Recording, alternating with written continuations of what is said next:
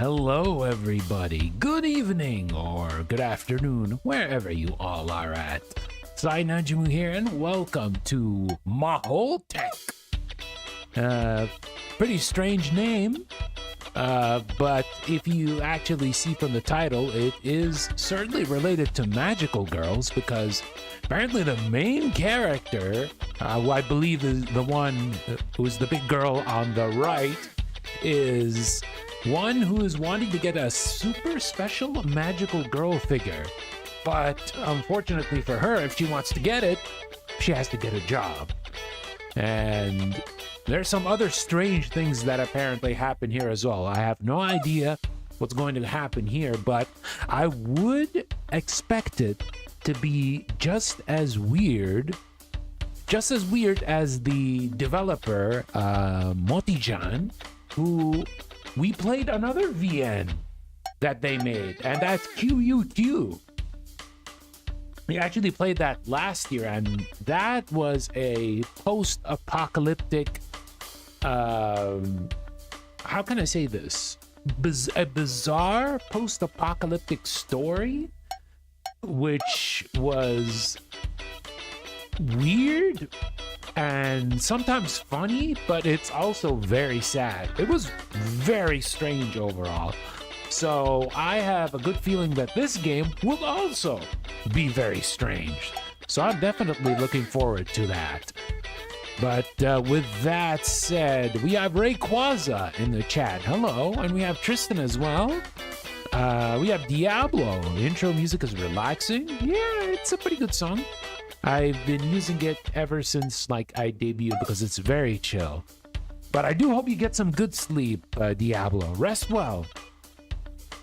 All right, let's get to it. New game. Disclaimer. The game is set in an alternative reality, Japan.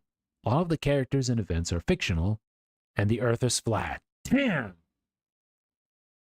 This developer is a flat earther? I'm disappointed. I'm just kidding, by the way. In a small town surrounded by windmills, a special girl was born. Wait, so alternate world Japan has windmills? Damn, okay. So I guess like shrines are available in Holland, I guess. On the night when that happened, the moon was unusually bright. All the townfolk looked out of their windows and stared at the sky in amazement. Alright, let me make myself a bit smaller so that you guys can read the text. Yeah. There we go. Yeah, should be good. It's a sign, the girl's parents thought. And so they decided to name the girl Luna. Not Tsuki. Okay. TL note, the game is set in Japan, so the character names use kanji. Luna's name can be both read as Tsuki, Moon, or Luna. Okay. TL note, you are reading this note because Motijan made me use this as a setup for jokes later in the game. Well, we haven't even started the game and it's already self-aware. This is gonna be good. Days and years passed. Luna was growing up, smart beyond her years. She said her first word when she was just 3 months old. By the time she was 3 years old, she could already talk freely, way ahead of her peers. Luna finished grade school with straight A's and was a promising child overall. Damn, she's a smart kid. Okay, sounds good. Her parents were full of joy. Everyone knew this girl would change the world. The premonition. Unless they're full of it, who knows?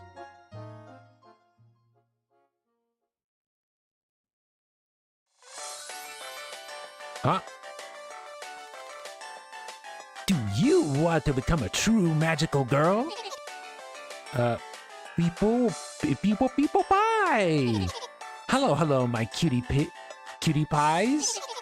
I'm Papipo Purumi, a modest P-Protector of your town. P-Protector? Oh, God. What is it, P? My new haircut? My outfit? All right. The P season of our anime will air soon, so I dressed up, P. Oh, God, I'm gonna hate myself in the morning reading this character's lines. Do you like it? I'm a total cutie pea, right? But let this be our little secret for now, okay?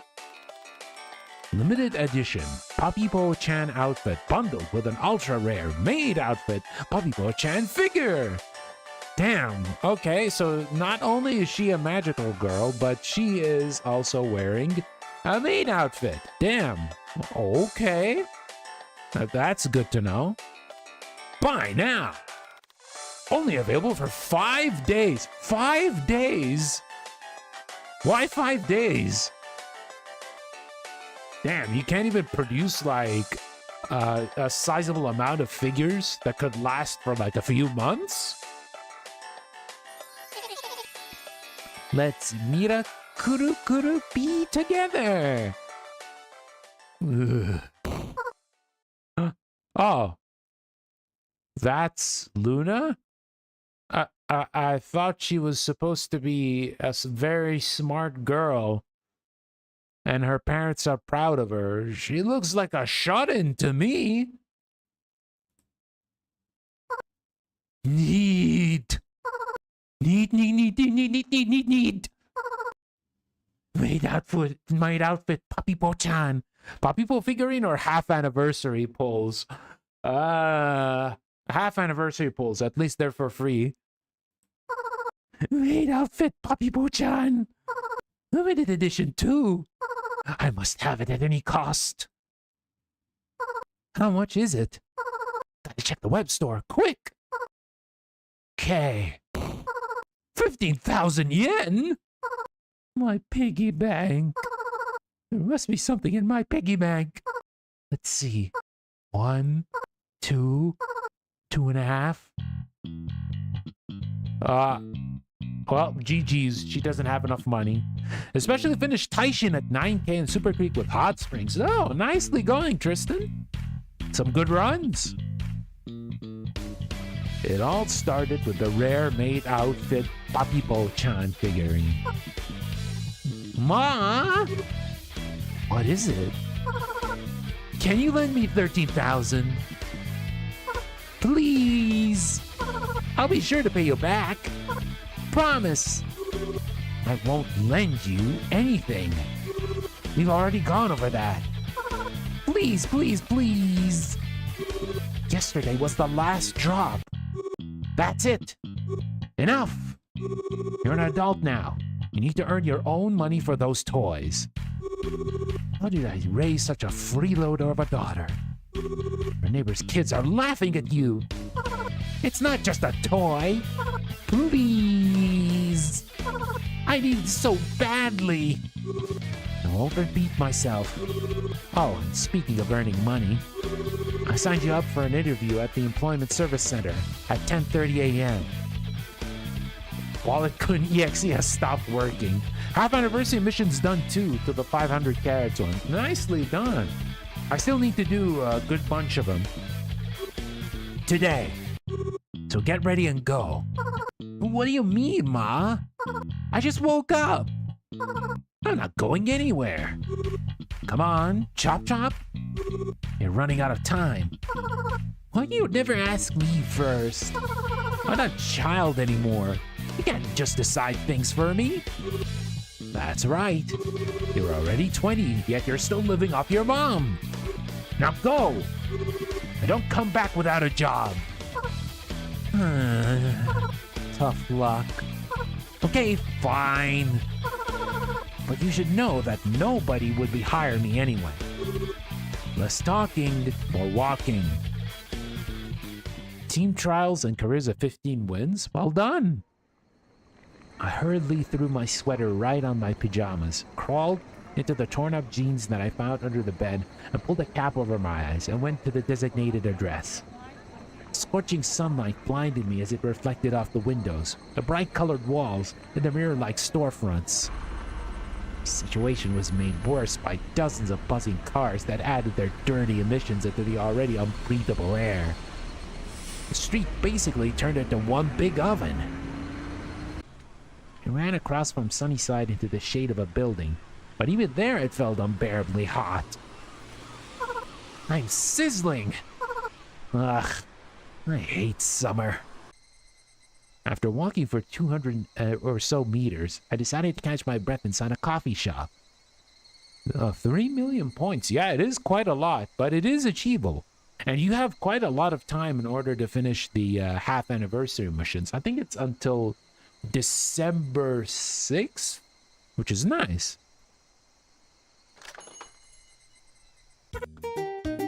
Welcome. Oh, hello. Do you want a recommendation? No. Yes, please. Do you want something cold?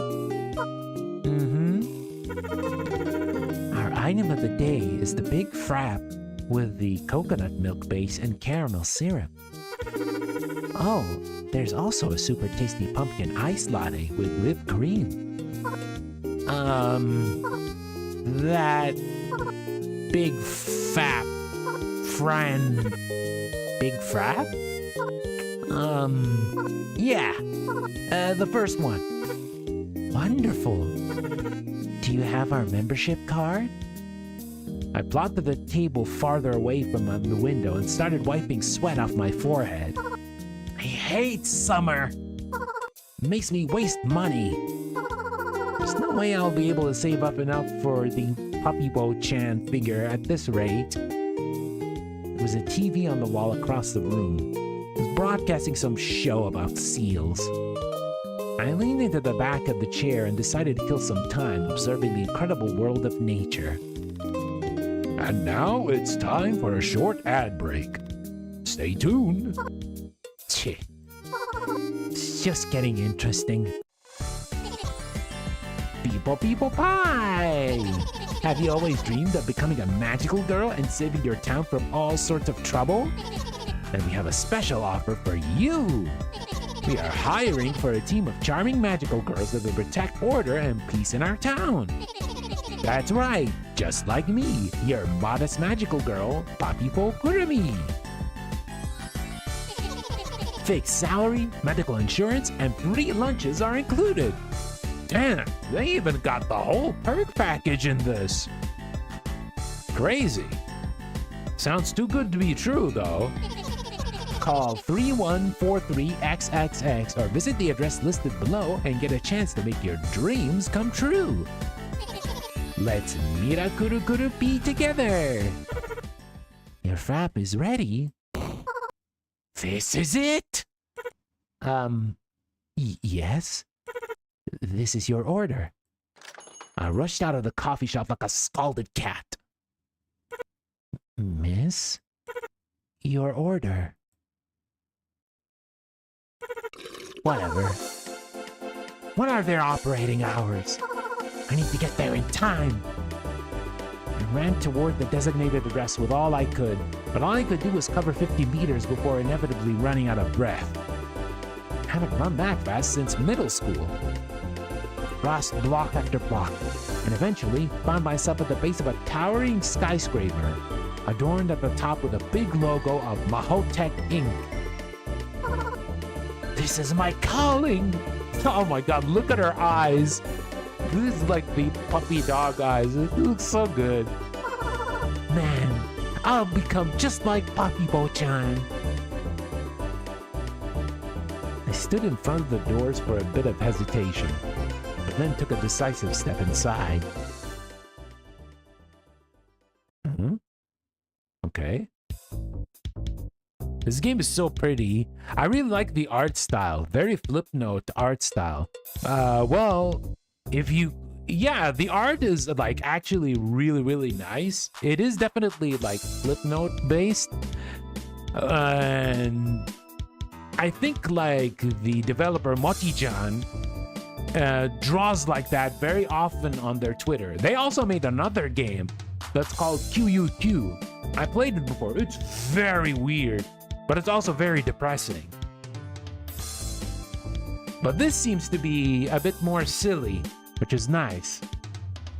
There, I was met with a big bright hall with 2 spiral staircases on the sides and a reception desk in the middle. I walked up to the desk. It turned out to be higher than I expected, and the administrator lady was almost completely hidden behind it. The woman stood up and measured me from head to toe with her gaze. All my determination was gone in an instant. Hello, what can I do for you? Hi, the job from the ad at the coffee shop. There were seals. I mean, I'm here for the job. I'm sorry, did you come here for a job interview? Oh, yes. I saw an ad about magical girls. Big Granny? No, it's the desk. It's the desk that's big. She's just behind the desk. I see. So you want to work as a magical girl? Good. Wonderful. Now, give me your documents, please. Here you go. Okay. I see. Oshigami Tsuki. Excuse me, it's Luna. Oshigami Luna. Is that correct? Yes. Wonderful. Here are your documents. Now, please go upstairs to room 101. I went up to the wide staircase and ended up in front of a long corridor with a bunch of white doors. The doors opened and closed, with people in suits appearing out of them. They minced across the corridor and disappeared into different rooms. I found the door I needed and knocked. Then, from room 101, I was distracted to room 105. where I was redirected to room 404. Then back to room 105, where I was told that I need to undergo medical tests in room 256, 264, and 299. But if I still haven't been to room 734, then I need to go to room 1696 and get a stamp that proves that I've been to room 404, which needs to be entered from the eastern side. Because if I were to enter from the southern side, I would need to get a stamp of approval in room 845. And if I don't do that, I need to start everything over. God damn, what the hell is this? That's a mouthful. And just like that, 5 hours had passed. Damn, she did all of this in 5 hours? I finally got to the final floor. I just needed to sign the contract at the CEO's office. Hello? Luna! Natsuki! Oh, I'm sorry. That's okay. I'll guide you to the CEO's office, and I'll give you a quick tour of the company. Do you want a glass of water? Yes, please. Thank you. It's all my nerves. I stood before room 2360. God damn, how big is this building that it has over 2,000 rooms? The manager knocked, and after a short pause, gestured for me to go in. Good luck. I entered the spacious room covered by a huge glass dome. Bookshelves and stacks of boxes were lined along the walls. In the middle of the room stood an ornate redwood desk, with the CEO sitting behind it in a tall chair. They had their back toward me and were probably holding a pause, perfect for a dramatic reveal. Oh. A cat! And it's super long! Hello? I want to work here. The cat sighed and crawled under the desk. Oh my god, the BGMs are amazing. Yeah, the music is actually pretty funny. After a couple of moments, he re-emerged with a giant scroll he unrolled on his desk.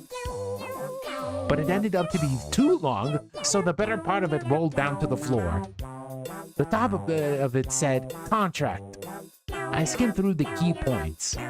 Letters blurred in front of my tired eyes. I immediately forgot what I was just reading just seconds ago. I only had enough focus to read the first two most obvious points. After that, I couldn't understand anything. So this is... this definitely sounds like a terrible contract, but due to her being so tired, she couldn't even understand anything from it. Wonderful. Apart from the fact that half of the contract was just one huge disclaimer. All in all, that wasn't exactly surprising, so I just signed it. Is that it? The cat nodded in approval. That easy? No blood pacts? Just a signature? The cat nodded in approval. Okay. The cat gave the document another look over, rolled up the scroll, and gave me a stamped piece of paper that said, "You are hired for a 3-day internship with a total paycheck of 15,000 yen, distributed after successful completion of the term." Damn. All of that is written in a stamp? A single stamp? Okay.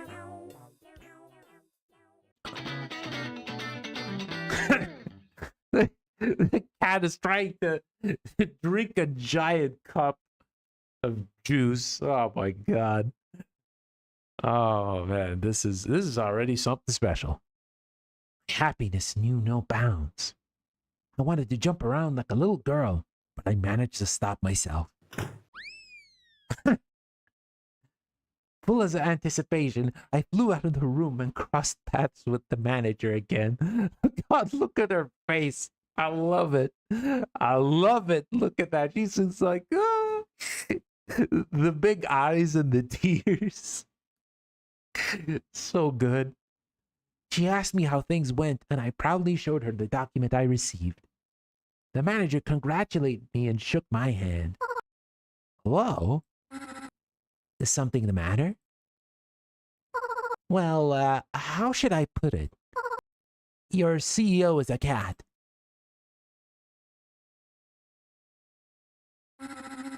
All right, now let me show you around the place. The awkward silence, and then, okay, I'll show you the place. I love the art style so much. Yeah, it's so good. I love it. Like the character expressions, like it's not like super detailed like Iwakura Arya, the last VN that we played. This is like the complete opposite. It's simplistic, but it's amazing. So the manager led me around the winding corridors of the office building. I still can't believe the dream of my life is going to come true just like that. Me, becoming a magical girl. There's no way. I'm burning with anticipation. What's up with this labyrinth? Do I really need to know where the bathroom is on each floor? Come on, Miss Manager. Just let me to your place where they teach you magic. First thing I'll do once I become a magical girl is conjure myself a dress and a huge bow to adorn it. I want to control the weather. Wait, no, that sounds lame. I'll control time, or they'll somehow awaken my secret true power. Please, just let this true power be something cool. Please, please, please. And this is the engineering department. Here we have a locker room, an armory, a small kitchen down the corridor. Is this where they turn you into a magical girl? That's right. Nice! Do I need to undergo some sort of training before I'm sent to my first combat mission? Or how do things work here? Let me introduce you to the leader of your squad. She'll brief you on everything. Are we going to patrol the town? Will we have the right to arrest people? Are we more like the police or the special forces? You know, I've been thinking. Rookie, huh? This is Aoi Inako, your mentor and squad leader. We'll spend a lot of time together, so I hope you can become friends. And now, I have to leave you. Good luck. Yes, I'll take it from here. The manager shook my hand once again and walked away, leaving me alone with Aoi. What's your name? Got it. Oshigami Tsuki. 20 years old. Female. Aoi stuttered almost every other word, but the tone of her voice was surprisingly confident and cold, as she regularly sipped from her giant mug. I'm Luna, not Tsuki. Okay, Tsuki. She totally ignored me. From this moment I'm your superior. Your mom, your dad, and so on and so forth.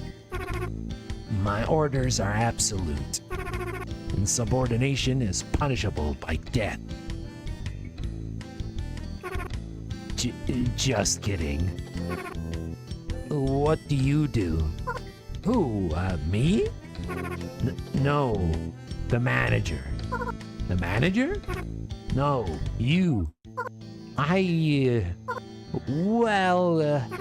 So, unemployed? Got it. Why are you wearing pajamas? Huh? What? How did you? Your pants are ripped.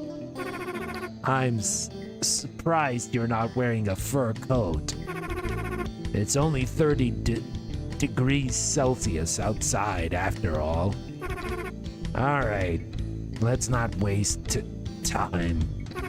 Every second counts here. Let's go gear you up. Aoi started walking around down the corridor, and I followed her in her wake. Let's gear you up.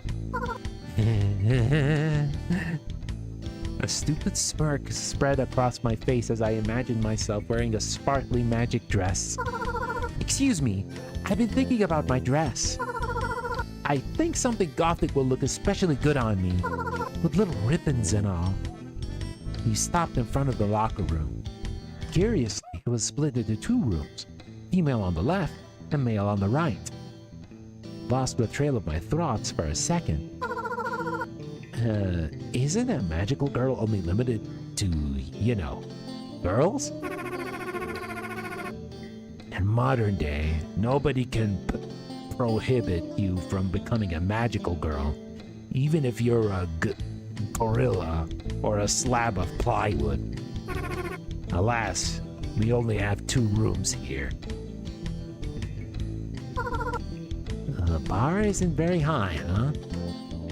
Aoi gulped down the rest of the liquid in her mug, winced, and pulled at the door handle. It replied with a loud click, and the door creaked open. Oh, right. The dress. The gothic frills. Whoa! Whoa! Cool transformation!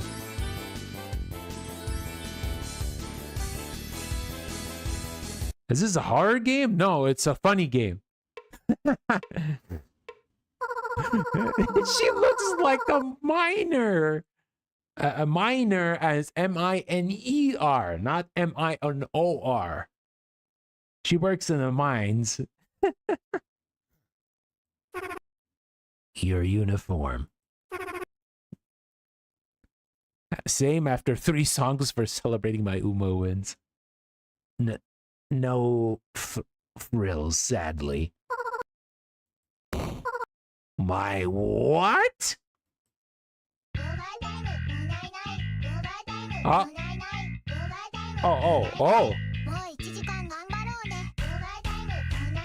Oh, let's go. We have an opening.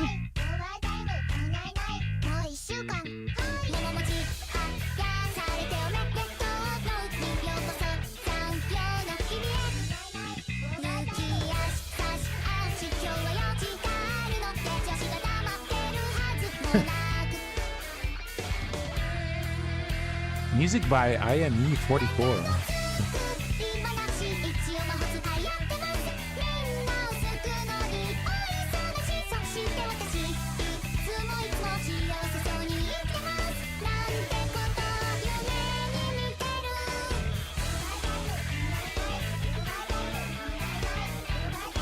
Banger song it is.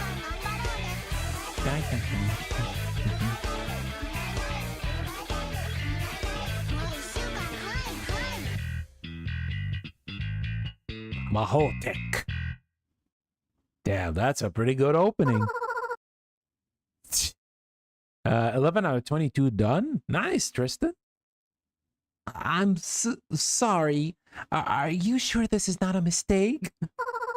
I was supposed to become a magical girl. That's right. You look magical. Turn around, jump, and let me know if it's too tight. But my dress. Look, sweetie, suing dresses for every employee is just too expensive. Dresses are uncomfortable, too easy to spoil, prone to tearing, and limit your movements. And you need to move a lot, so comfort is above all. Are you sure this is all you have? Is it too tight? No, it's good, but... Then let's keep moving. Time is money. Where's my magic dress? We left the locker room and entered the door next to it. Behind it was a much more lively scene. Dozens of people in uniforms, guys and girls, all fiddling with wires, boxes, and weird devices. This is our armory. We'll equip you, then I'll gather everyone and announce the task for today. It's fine. Magical girls are all about casting magic spells after all. It's worth enduring these baggy rags. Aoi walked up to the table and pointed at some sort of striped stick on top of it. I got closer to examine it. It was just a regular piece of rebar colored in black and yellow stripes, fitted with a cheap rubber handle. Bless you. What? What? Active crisis handler and object orientator. In other words, your magic wand. What the hell is this? It doesn't look particularly magical. Don't judge a book by its cover. Aoi peered into her now empty mug. Is it okay for her to consume that much caffeine?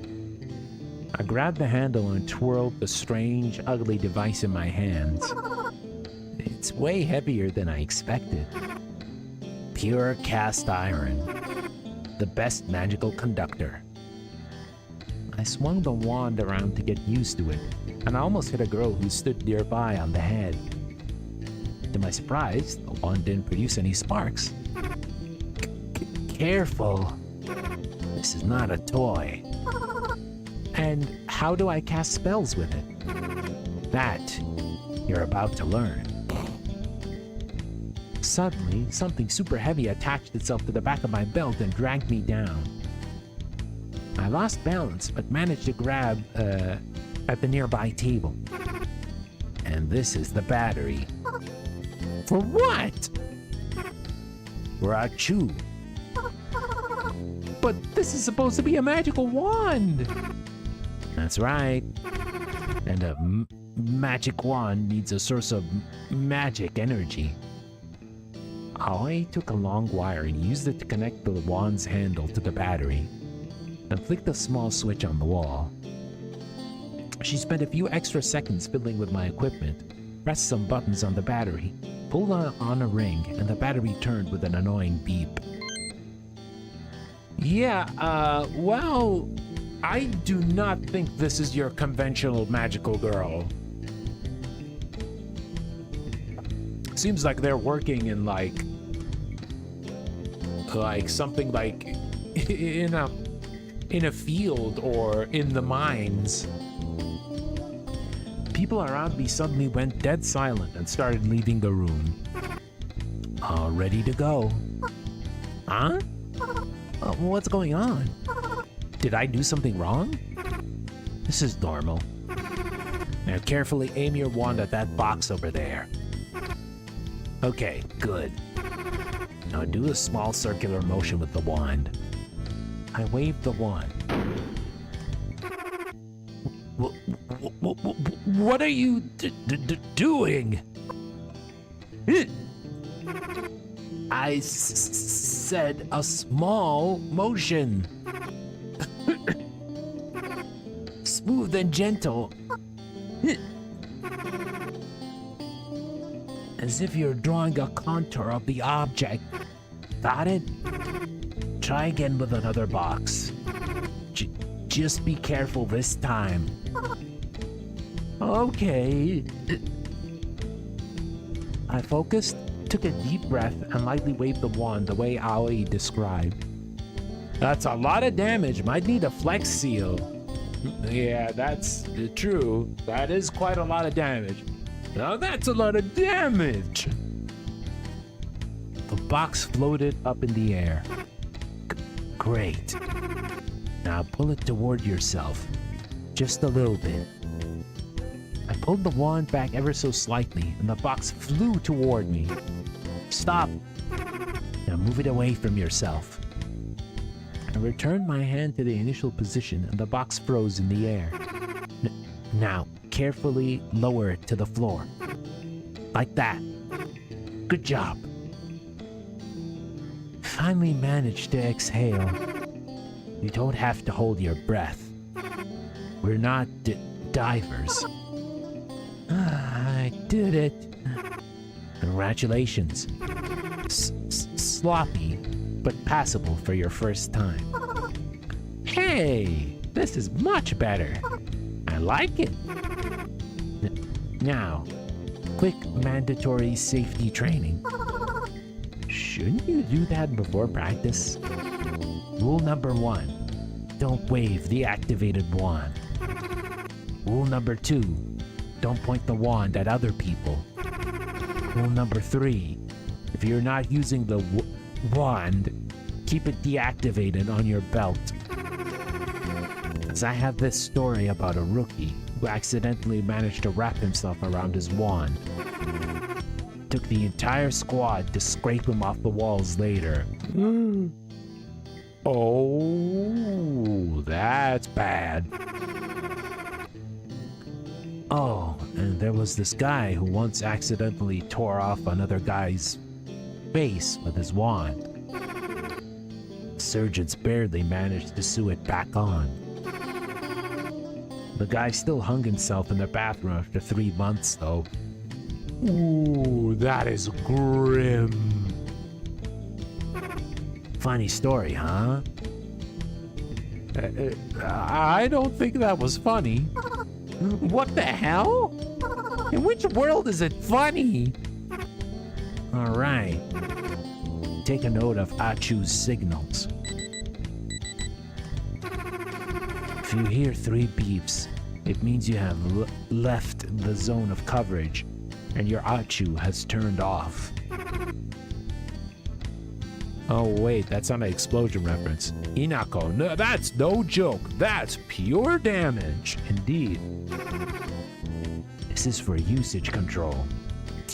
Keep yourself in the range of the towers. Got it? Yeah.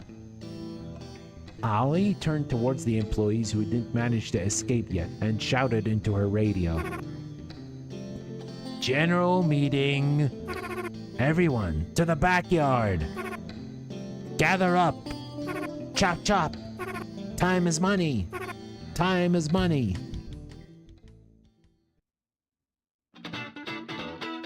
The cat is wearing a business suit.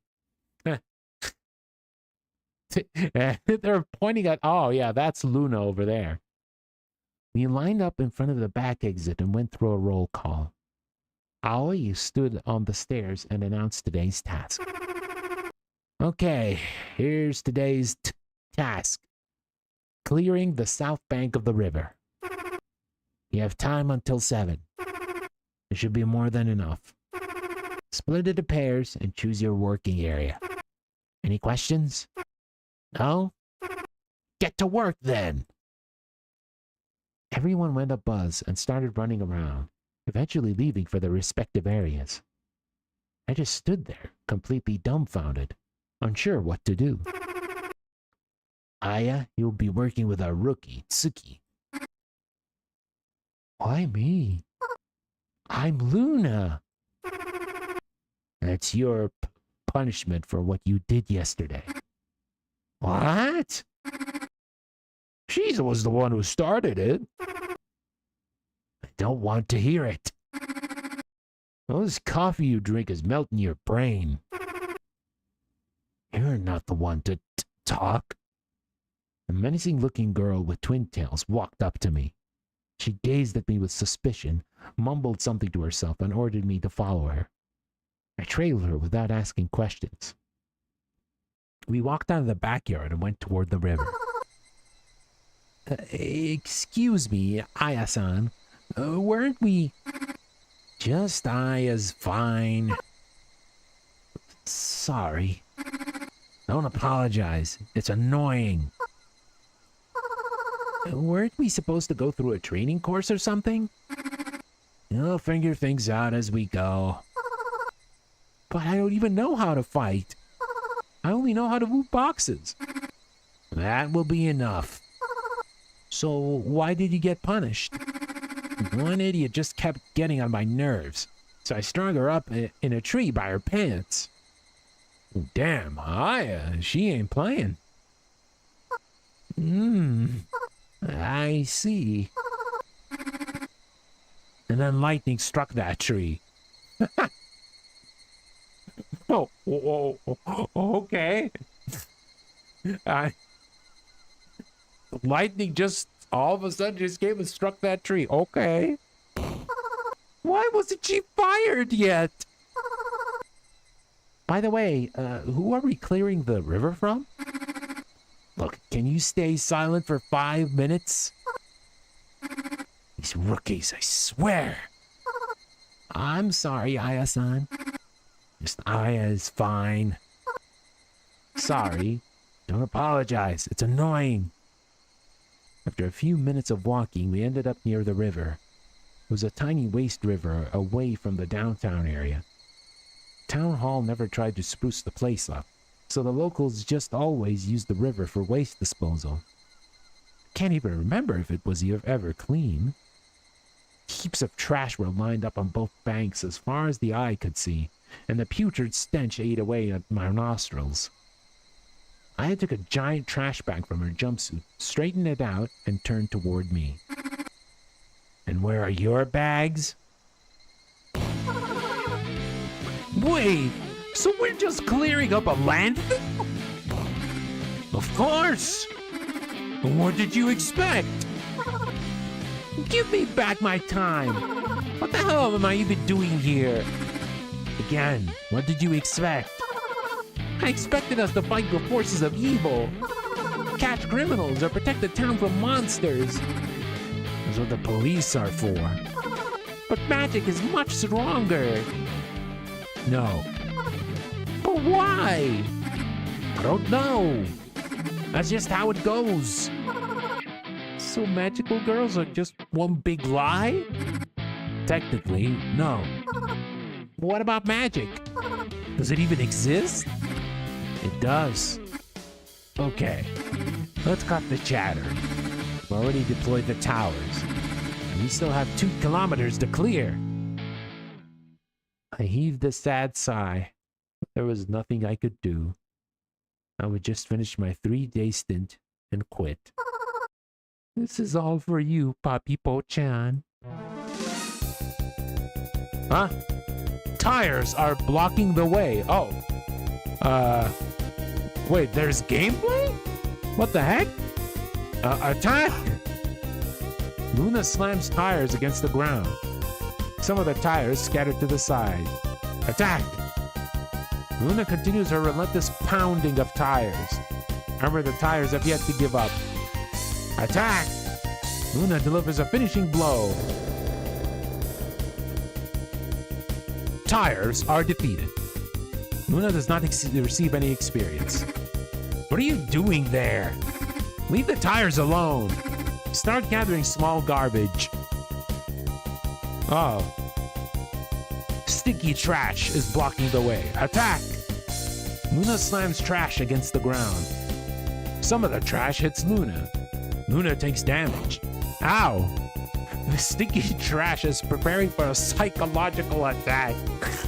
It's just trash! Luna gives trash a relentless pounding. However, trash has yet to give up. Trash strikes back. What am I even doing? Mom always wanted me to be an architect. Luna takes emotional damage. Sticky trash is blocking the way, menacingly. Luna delivers a finishing blow. Sticky trash is defeated and packed. Luna does not receive any experience. Stephen A. I mean, I couldn't resist going for it. Loose gravel road sign is blocking the way. Attack! The already bent road sign bends even more. Luna lets out a smug chuckle. Road sign does not react. Loose gravel road sign is still blocking the way. Attack! Luna gives the road sign a relentless pummeling. However, road sign does not react. What are you playing? It's a very weird VN about a girl who wants to get a job to buy a magical girl figurine, and she goes to a magical girl company, and it's not really about magical girls. It's about cleaning trash. And now we have an RPG-esque battle mode. Yeah, attack!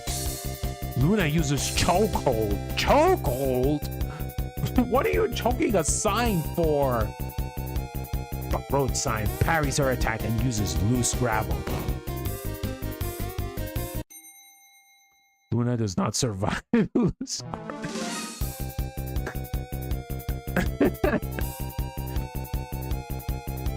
Did we actually get a game over? Okay. We'll beat up the tires.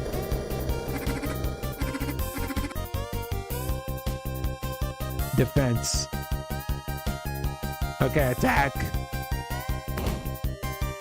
Defense. Nothing is going to crush my faith against in magical girls. Luna's full of determination. Sticky trash just lies there in shame. Attack! Yeah, we win! Sticky trash is defeated and backed. Luna does not receive any experience. Okay, defense. Luna decides to study her opponent. Looks like they're preparing something. Defense. Okay, attack. Oh. Wow, that actually killed her? Okay, we'll attack these. Damn, okay. Defense. Okay, attack. Defense.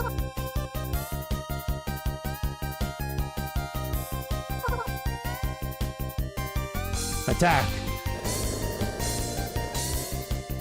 Okay, attack. Defense. Attack. Wait, it still kills her? What? How can you do this? Defense. Attack. Defense. Okay, attack. Attack. Okay. Attack. Defense. Attack. Defense. Defense. I don't know. Should I use defense multiple times? Okay, let their guard down. Attack. Yeah, so I have to use defense multiple times. Road sign is defeated and dumped into the river. In shame. What the hell are you doing? This wasn't even trash. Now go get it and return it to its rightful place. Luna doesn't receive any experience. Luna receives a hit to the head. Well, that was pointless. Oh my god. Like when Pokemon or an RPG inhale some magic dust. Damn. It was getting dark. I'm so hungry. When is our lunch break? We already had one this afternoon. So I missed it while I was running around the office? Whatever. I have a zero appetite because of the stench anyway. The next couple of hours we spent clearing out trash until our designated area looked pristine. I took a look around and saw the riverbank in its natural form for the first time. Turned out it was twice as wide as I originally thought. I fell to the grass among the bulging trash bags and heaved a deep sigh. Aya tied up the last bag, brushed off her hands, and sat nearby. So we're just street cleaners after all. Well, yeah. Magic street cleaners. No, I don't get it. Where's the magic in this? Magic is supposed to be pretty. And this? Iron rods, wires, batteries? Magic must come from the heart, not from some battery. All of this is just science stuff. Look, I'm not a professor and I can't explain the difference between magic and science. For that, you'll need to go someone smarter, like Inaka. She'll gladly give you a rundown. Inaka? Oh, you know. What's her name? Aoi Inako. Inaka. That's her nickname. I remember from her explanations that the batteries have some magical thingy inside, and it does this or that, and is magical. It's insulated because it reacts to emotions, or whatever. So yeah. What do you mean, yeah? I didn't understand a single thing. So the nature of magic is just reacting to our emotions? Probably. I don't know. I told you I'm not a professor. Don't apologize. Do you like it here? I don't know. I'm simply making a living. You, on the other hand, seem to be a victim of our ad campaign. No! Well, yeah, but I still have a goal. Saving the world? That would be nice, but it's something a little less ambitious. Becoming popular? Sounds cool, but still too ambitious. To be honest, I just want to earn enough money for a maid outfit Papibo-chan figurine. Zero ambition here. Do you really just get a job just for that? You don't get it. I love Papibo-chan. I've been watching her show as it aired since the first episode. I have a collection of all the DVD editions, Blu-ray discs, and a bunch of doujin games. And all the official figurines. I haven't missed a single one. That's why, if I don't buy this limited edition figurine in time, I don't know what will happen to me. Jeez, what a fangirl. If the supply runs out, those will get resold by scalpers for 10 times the price, and I won't be able to buy it at all. Don't you get it? Sorry, emissions emission. Right? That's true. I don't. Why is it even that important to you? It's just a piece of plastic. Don't say that. I'm ready to risk my life for that figurine. Otaku aura is scary. Sorry. Don't apologize. It's just I barely talk to other people. Well, I can definitely relate here. Do you also love Papibo-chan? No, of course not. That's not what I meant. I want to save enough to buy a guitar and start a band. Oh! Do you want to become a musician? Yep. So cool. My folks are stubborn, and they demand I take over the family restaurant business. They sent me to a culinary college right after I graduated high school. I got expelled super quickly. Soon, all of my college friends went to other cities. I was practically alone. Oh. I don't need your pity.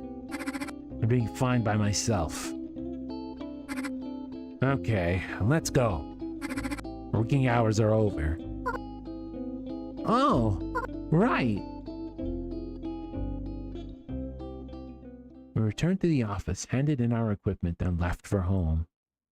I had to take my uniform with me because my workplace wasn't equipped with a laundry room. I was walking home through a quiet residential district when a boy ran up to me. Cleaning lady, cleaning lady. What do you want? Cleaning lady? There's a kitty cat stuck on the tree. Help me get it down. Okay. Where is it? I followed the boy. He led me to a nearby small park and pointed at one of the trees. Back when I was little, I liked climbing trees, but it's been so long that I probably already lost all my skills. I looked up, trying to see where the cat was sitting. Boss?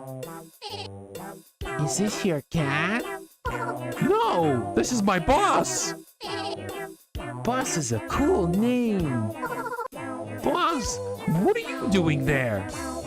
The CEO looked at me without saying a word, and suddenly the branch under him cracked. The CEO started trembling. Uh-oh. Boss, hold on! I started climbing up the tree trunk. Both my legs and hands slipped. This was way easier when I was a kid. I was way shorter and weighed less. Now, on the other hand, every centimeter was a struggle. Sheesh. Cleaning lady, he's going to fall. I know. Despite everything, I continued to climb. I was already close, almost at hand's length. Boss, give me your hand, your paw. Boss! I held out my hand and managed to grab the fallen CEO by the tail. But he weighed quite a lot, so I was pulled down with him. Which made me lose balance and fall. The cat, as you would expect, landed on his paws. I, on the other hand, hit my head. Ouch! Cleaning lady, are you okay? I looked for the CEO, but he had already disappeared behind the fence. Boss! Oh, whatever. Maybe it was a different cat altogether. All my effort for nothing. Cleaning lady, I'm Luna! And definitely not Suki. Damn, you really needed to tell the kid that, huh? I returned home late, exhausted and frustrated. Well, did you get a job? Yes. Nice. That's my girl. And here you were, saying that nobody would hire you. And, ew, what's with the smell on you? To the shower, quickly. What even is your job? A cleaning lady. That explains it. I mean, it's a good profession. You'll be keeping our streets clean. Maybe that will even translate into your personal life. I took a shower and plopped onto my bed, completely exhausted. So magic doesn't exist after all.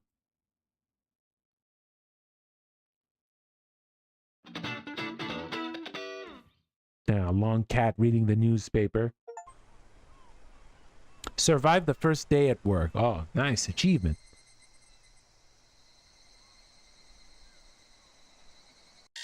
Next morning, I was woken up by a ringing sound. Without even opening my eyes, I felt around for the phone and declined the call. But after just a few seconds, it resumed its annoying buzz. Who the hell is calling me this early? I gathered all my strength to pick up the phone. Hello? Where are you? We're leaving in 10 minutes. Huh? Where? If you don't show up in 10 minutes, you're fired. Fired? Then I remembered something. I have a job now. I jumped off my bed and flew out of my house. And look at her skip and hop. This is what loving your job looks like. Oh, you don't even know half of the story. Everyone got their assignment? Great. Now, board the bus. Wait! Wait for me! Phew. I'm here. Phew. Where have you been? You're 15 minutes late. I'm sorry, Doesn't matter. Get in the bus. But if you show up late one more time, you're fired. I'm so sorry. Reeling from exhaustion, I boarded the bus and plopped onto the seat closest to the door. Inaka entered right behind me, closed the door, and sat across from me. I turned my head left and right, looking for my only work acquaintance among the passengers, but she was nowhere to be found. Well, what can you do? The bus's engine revved and we started moving. Houses, trees, and traffic lights flitted by outside the window. We drove through neighborhood after neighborhood, with the density of buildings growing sparser. Soon, we left the urban area entirely. All of that time, Inaka, who sat across from me, was meticulously calculating something in her notebook, biting on her pencil and scratching her head through a big hole in her helmet. Then she suddenly turned towards me and surprised me with a question. What is the square root of the sum of the factorial of 7 and 41? Huh? 73.1. Huh? Inaka was once again engrossed in her calculations. What are you doing over there? Re-evaluating the calculations for the battery expenditure for today. Is that important? Of course. If the battery dies, it will explode. Explode? Just kidding. We'll need to order a new one, and that's a hassle. Although I have a funny story about that. A couple of weeks ago, one of our rookies got a decommissioned battery, and it overheated right in the middle of work and blew up so hard, nothing was left of her. That the poor girl was evaporated in a fraction of a second. Can you imagine? I don't want to imagine that! I instinctively turned around to give a concerned glance to my battery. How in the world does this shady company still have a license? But all our equipment is safe now. We took all the needed measures. I sure hope so. But even if anything happens, don't fret. You won't even have time to think. Poof, and you're gone. Although the people near you will have a much worse time. Thanks for the consolation. There's one thing I don't get. Why do you keep working here? I need to feed my family. Oh, kids. I get it. No, brothers. 5 of them. Wow! Must be tough looking after them, huh? Yeah. Especially when they're over 25. Huh? You're taking care of over 20-year-old brothers who can live on their own and take care of themselves? Okay. 25? And how old are you? 21. She's even younger than them. What are these brothers? If brothers are useless? You're 21? How old do I look to you? I don't know. You're just so serious. I'd look at you after working here 2 shifts a day for 3 years. Sounds tough. At least I was promised a promotion the day after tomorrow, so I won't need to slave away on cleaning duty anymore soon. I'll be sitting in the office, filling out papers. New condition, magic versus reality. No running around. I won't even need to scrape rookies off the floor. Gosh, I'm so tired. The bus came to a sudden halt and Inaka immediately jumped from her seat. We're here! Everyone, get out! Okay, get some rest, Tristan. Thank you for coming.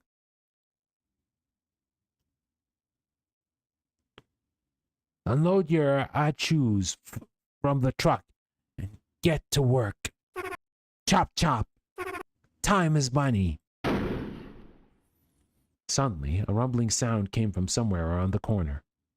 The bus window shook. The sounds were so loud, as if someone was setting off fireworks right by our side. Group A has already started. Let's not fall behind. I took my achu out of the truck, and Inaka immediately came up to me. Oh, that's right. I completely forgot how to teach you everything else. This gravity mop do anything else? Stand farther away from the others. Right there. Mm-hmm. And now wave your wand in a straight line, as if you are swinging a sword. I imagined I was holding a saber in my hands and slashed through the air. In the same second, a resounding explosion thundered a meter away from me. No fire or smoke followed. I sprang back in fear. Not bad. What was that? Gravity impulse. It will come in handy today. This thing is so powerful. Am I here to fight after all? Wait a minute. Those explosions. Could it be? Is this my first ever real mission? I see. Yesterday was just practice. You're evaluating my ability to deal with mundane tasks. And now it's time for some real magical girl work. Hey, can you hear me? Do you understand everything? Huh? I said be careful with the impulses. Don't take your helmet off or you'll go deaf.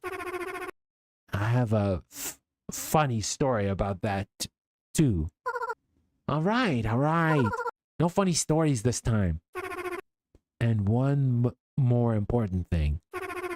Achu has defensive capabilities. Point your wand in front of you and hold the button on the handle. I did as it instructed. I immediately felt the air around me rumble and the wand started buzzing. This is called gravity turbulence. It will save you from debris and other stuff flying toward you. Don't shove your hands into it and don't activate it while on your belt, or you will get wrapped around the wand. This thing is much more of a risk than a defense tool. Do you have a funny story for that too? No. Only sad ones. To be honest, our colleagues barely use this function. I wonder why. But at least you can destroy big objects from the inside with it. It's useful. I'd like to believe you. It's so loud my ears got plugged. Why can't it make a more pleasant sound? And where's the VFX? Where's the glitter? I want glitter. I don't want a contusion. That should do it.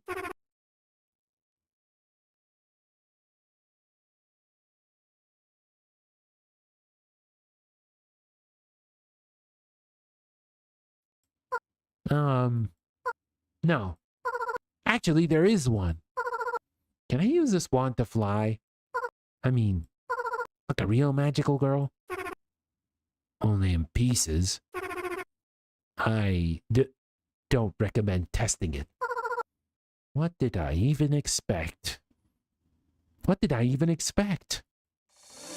And so, I followed the rest of the squad toward my first mission. Judging by the sounds, the battle was still raging on. I turned the corner and... Around 100 meters away, the road was blocked by a wall of giant rocks, soil, and debris from buildings and all around it. Magical girls ran around clearing the blockage. Some of them smashed the big rocks into smaller fragments. Another grabbed everything up and loaded it on the truck. Apparently, there's been a huge landslide here that destroyed the village at the base of the mountain and blocked the road. All of my dreams of being a magical girl were being destroyed along with that village.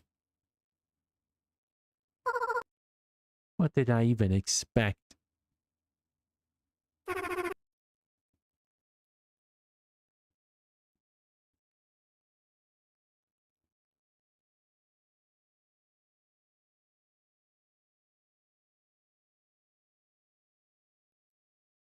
I heard Inaka's annoyed voice from behind me, but I had no choice but to drag my feet toward the blockage.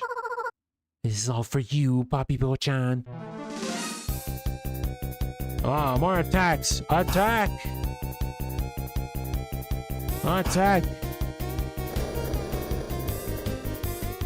Luna receives praise from Inaka. Luna is somewhat happy. Smaller stone is blocking the road. Okay, not really. Luna's just stalking off again. Luna tries to hit the smaller stone, but is unable to do so. Luna swings but loses sight of the stone. Luna squints and tries to find the smaller stone, but it's mixed in with the other stones.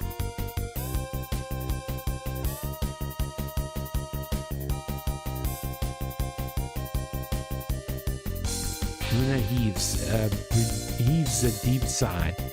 She was intent to beat the exact smaller stone. She's now depressed. Defense? Luna decides to study her opponent. Electronic pole spews sparks. Seems like he's preparing for something.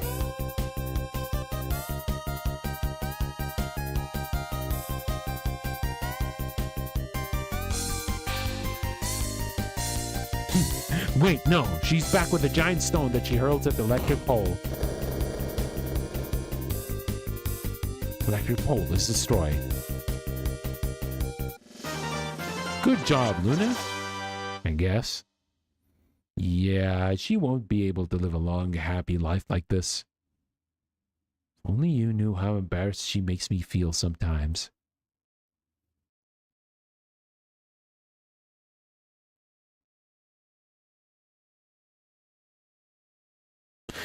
Stone after stone, brick after brick, we managed to clear about half of the blockage in 2 hours. My forehead was soaked in sweat, and the incessant rumbling made my ears ring even through the earmuffs.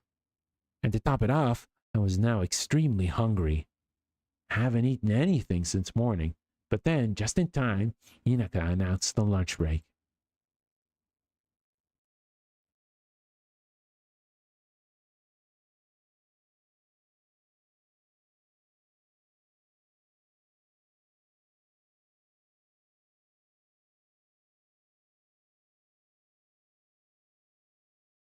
Everyone immediately livened up and gathered around her. We went back to the trucks. A folding table expected us there, with packed lunches piled on top of it. Everyone's fighting. Let me! I'll get the food! Give me the food! Everyone rushed to grab their lunch. Calm down. There's enough for everybody. Not in a zoo. Naka shouted into a megaphone, but nobody listened to her. Everyone fought for their food as if this was their last meal. Among the ruckus, I miraculously managed to get my hands on a single scratched up package and retreated.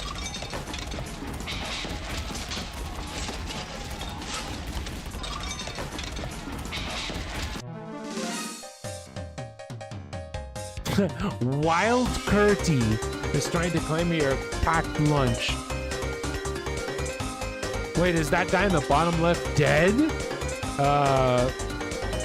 Maybe? Question mark? Why is there a bat with nails? Yeah, I don't even know. I don't even know. Attack! Luna tries to use hand signs to show Wild Curdy how categorically wrong she is in this conflict. Wild Curdy is scared by Luna's expressive body language. Wild Curdy bites Luna's sleeve. Wild Curdy is trying to claim your packed lunch. Defense. Luna studies her opponent. Wild Curdy looks totally insane. Looks like Wild Curdy is dazed. Attack.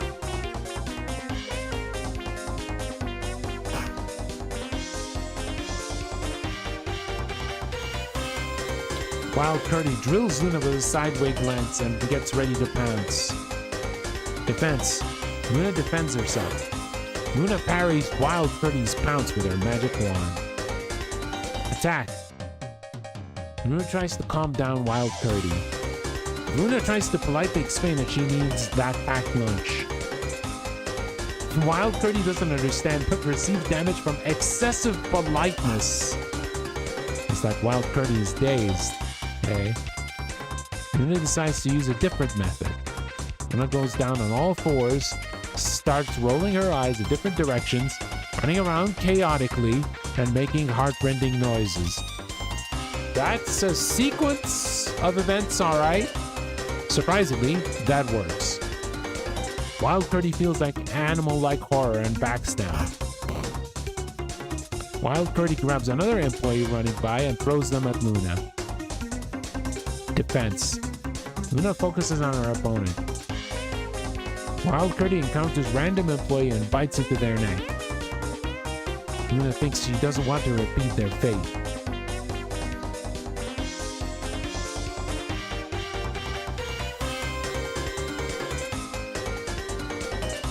Luna decides to use a different method.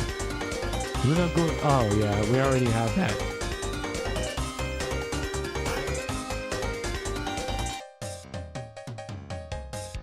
Wild Curdy drills Luna with a sideways glance and is ready to pounce. Defend! Luna parries Wild Curdy pounce with her magic wand. Attack!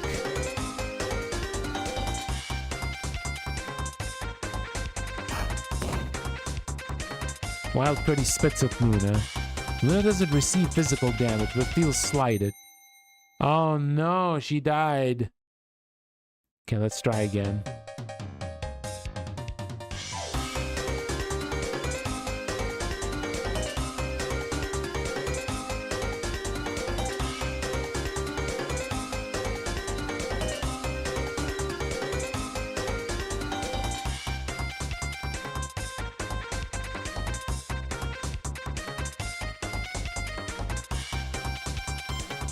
Wild Curdy looks totally insane. Defense.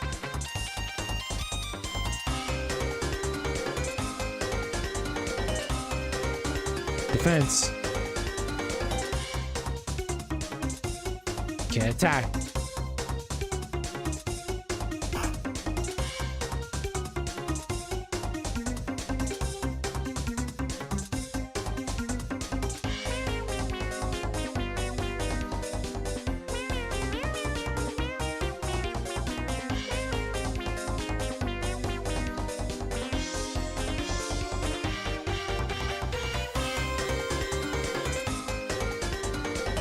Okay. Defense.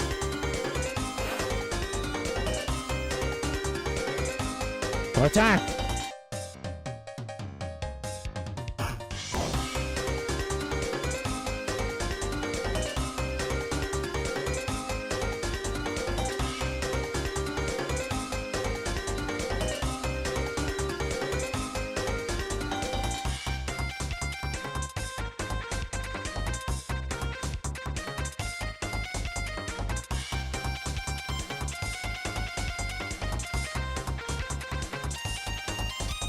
Defense.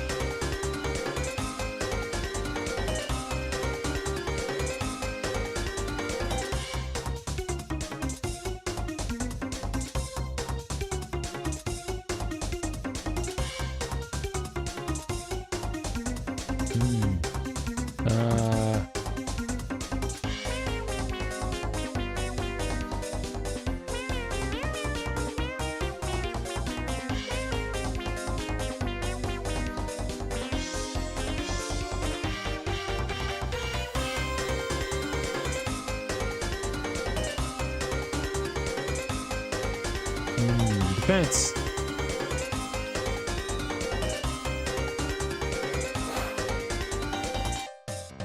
Luna dodges, doing a backflip out of fear for the first time in her life.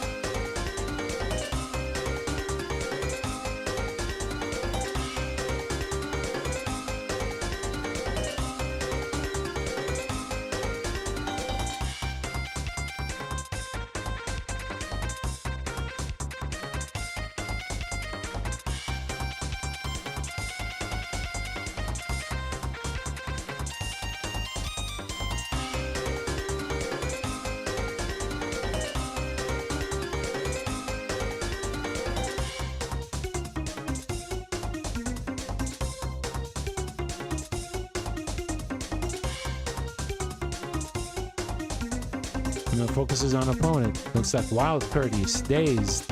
Attack!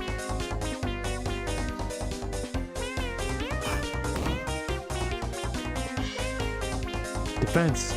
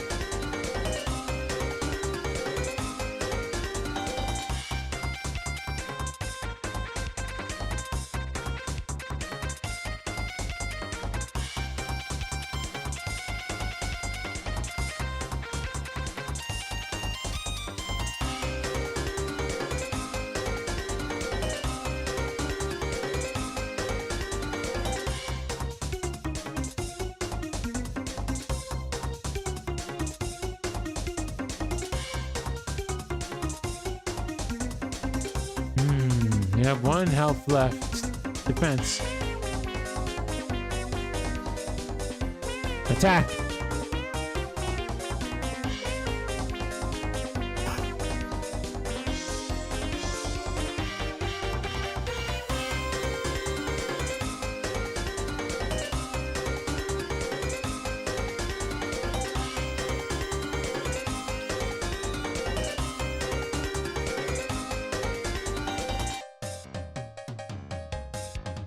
Luna thinks she doesn't want to repeat their fate.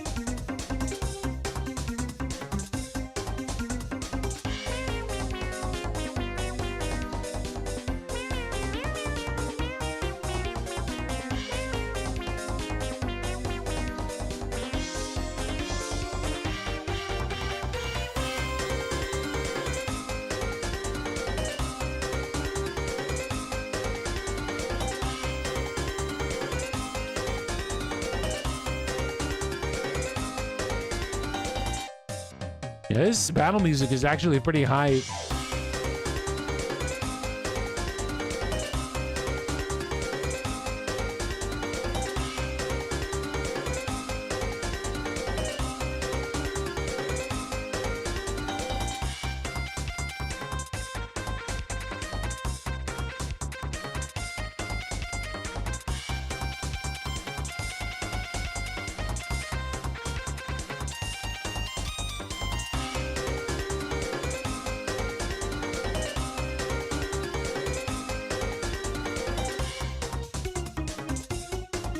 Oh, we're still fighting Wild Curdy?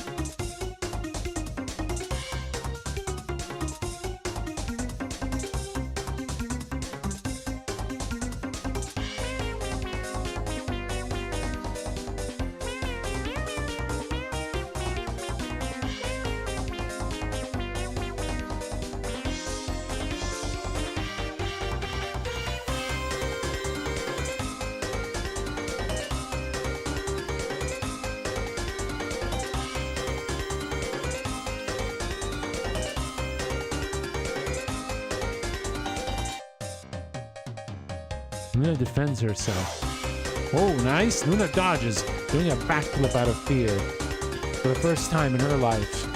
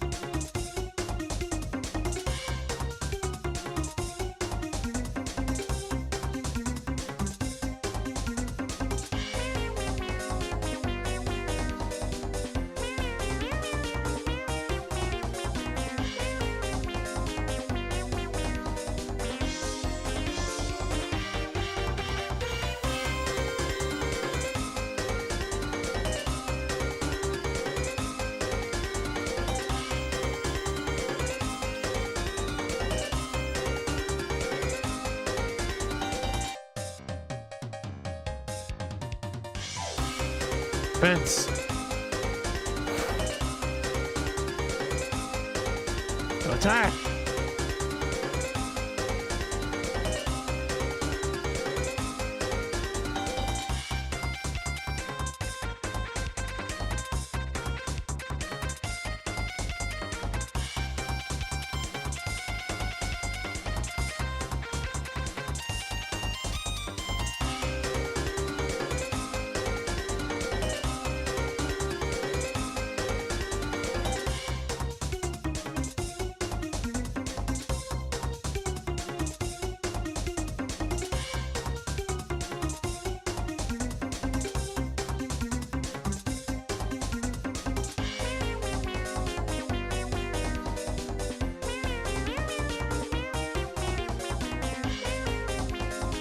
Luna remembers the rules of dealing with aggressive animals. Luna straightens up, spreads her shoulders and legs wide and roars. Wild Curdy isn't exactly scared, but receives damage from awkwardness. Wild Curdy pulls out a brick with her teeth and throws it on Luna. Ah! Oh man, this fight is actually pretty long. Okay. Okay, we gotta figure this out. We'll do this again. Let's go.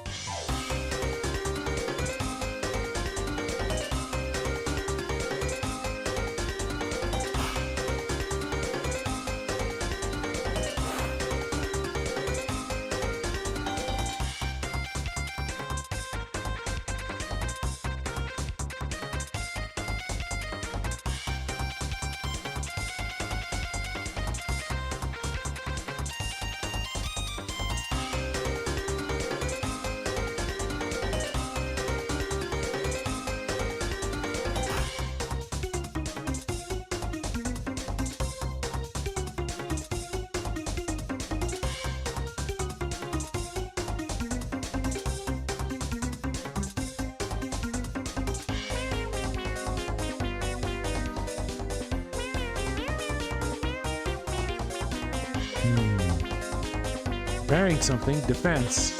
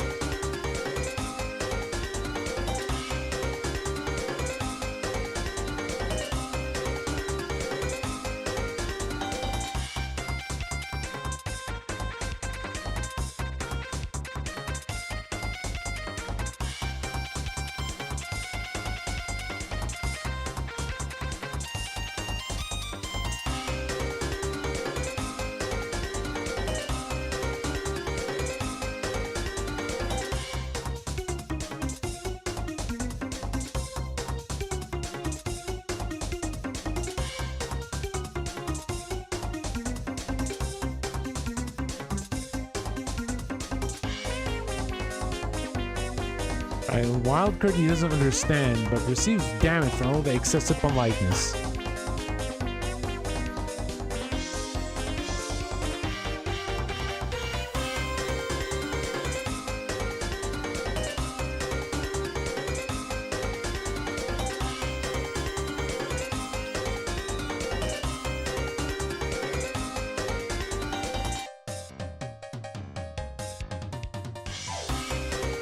Defense.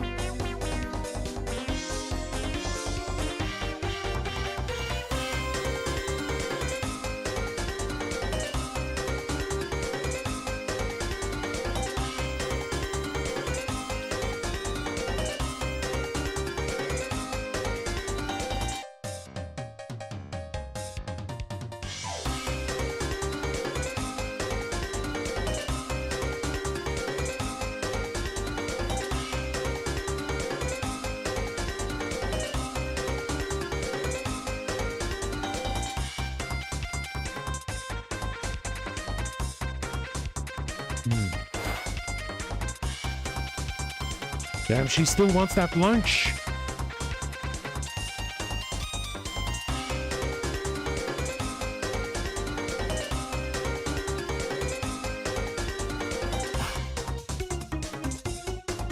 Defense. Attack.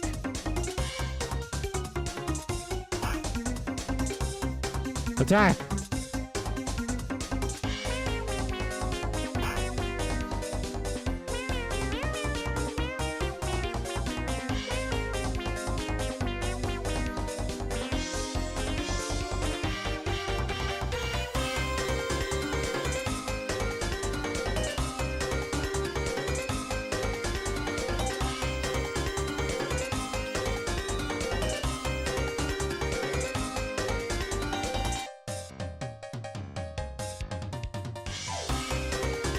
Defense. Defense again. Attack. Oh, we got her. Nice. Oh, finally. Took a bit of a while, but we got her.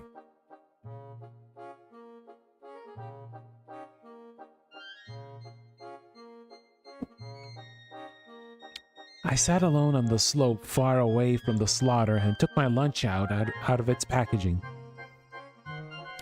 It was small and consisted of a sandwich with a bologna sauce and cheese, a candy bar, and a bottle of juice. Well, that doesn't sound too bad. So, all that bloodshed over this? Well, I guess even acorns would taste like truffles on an empty stomach. So I started chomping down on the crumpled sandwich with enthusiasm.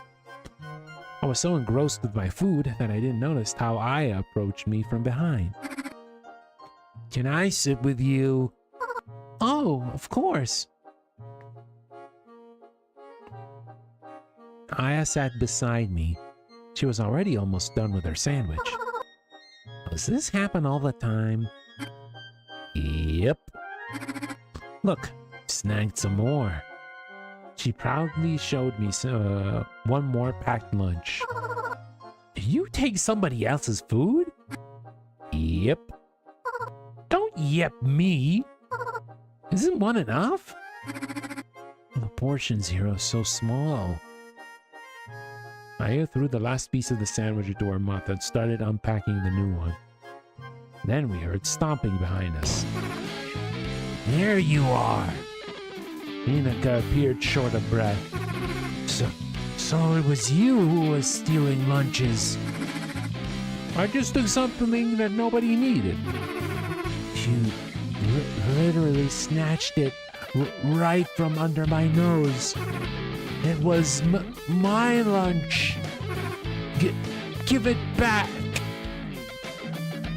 Hinaka started to climb over the fence, but Aya didn't waste time and stuffed an entire sandwich into her mouth. Ew! Hinaka lunged at Aya, starting to hit her on the helmet, flinging all sorts of obscenities at her. And I just stood there, confused, unsure how to react. Yeah, you know that expression right there? Typical workplace interaction. Yeah, totally. Stealing other people's lunch and then beating the crap out of them. Perfect. Yeah, look at her face. It's just perfect. Girls, calm down. There's no need to fight over something so trivial. Let me calm down and I find out. Ow! How squishy to the touch. Ow, ow, ow! Her brain is...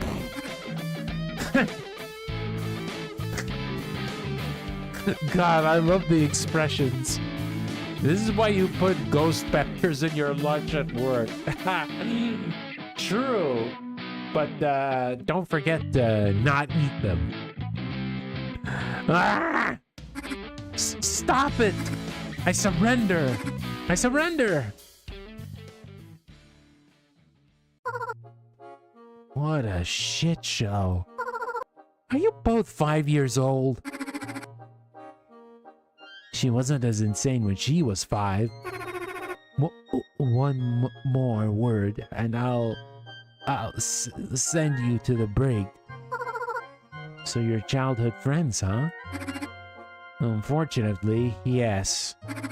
We lived nearby and went to the same school. Then I transferred out. We haven't seen each other since then. Until she crawled to the company on her knees, begging us to hire her. No, I didn't. Do you want me to request the archived CCTV footage? That's abuse of power. You really have to steal her lunch. I don't care. She shouldn't have left it unattended.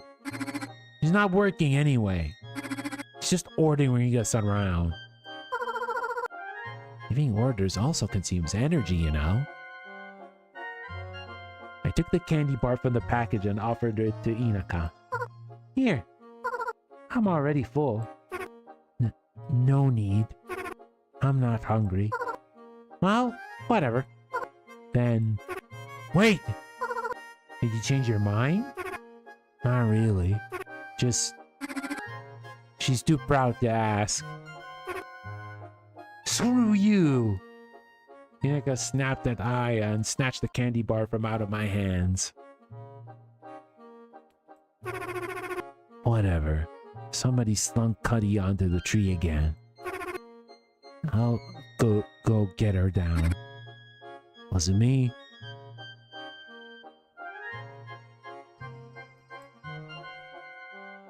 The next couple of hours flew by. Or to block out the surrounding noise, there was even something meditative in this type of work. Move, clear, move, clear. I even noticed how it got dark. I heard Inaka's voice from behind, heralding the end of our shift. Yet the road ahead of us still wasn't completely cleared. Anybody who wants to stay for overtime can continue working for a bonus. Everyone else, go to your bus and we'll get you home. Overtime? I'm not sure I need it. My paycheck should be more than enough to get the Puppy Po-chan figure. I'll quit as soon as I get the money. Ah, Puppy Po-chan in a maid outfit. I can't wait. I glanced at Aya. What about you? Going home? No, I'm staying. I still have a ton of fines to pay. Could use this bonus. Now I can see why nobody hired you. I was about to leave, but something stopped me. I'll also stay. You too? Why? I could use a bonus.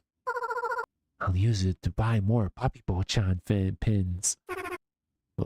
Well, as you wish. One of the buses with a squad left, and there were only 3 of us left. Nobody else wanted to slave away for a couple of more hours. We took a small break and went back to work.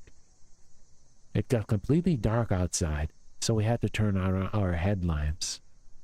I cleared the rubble and stacked pieces of debris around myself, and Aya grabbed everything and threw it into the truck.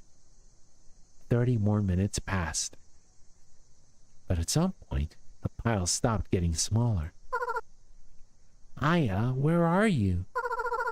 There's already a mountain of rubble here. Wait up. My battery died. I'll go grab a new one. I went toward the bus to get a new battery, and I continued cleaning the rubble. 5 minutes passed, but Aya didn't return. Working alone was way more difficult. My battery was also on its last legs. So I followed Aya's example. On the way back to the bus, I saw Inaka. She fell asleep on the grass near the slope without even finishing her coffee. I guess she's resistant to caffeine now. I returned to the bus, but there was nobody there. Did she go home or something? I circled the bus. All I can find was a dead battery. It sat near an open baggage hold, but Aya was nowhere to be found. I sighed and took off my helmet to let my head breathe after a day of hard work. I was immediately surrounded by the sounds of the night forest. Crickets chirping, trees rustling, sounds of cars in the distance, driving on the highway a couple of 100 meters away from here. I'm so exhausted.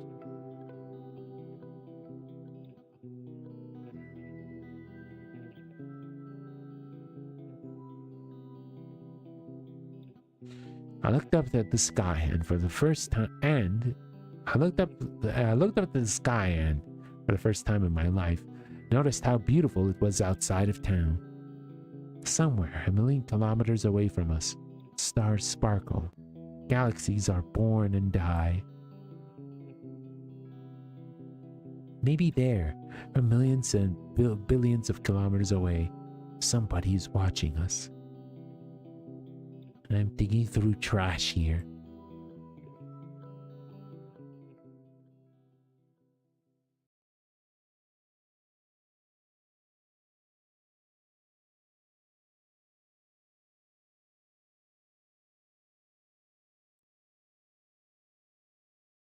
I concentrated on the sounds.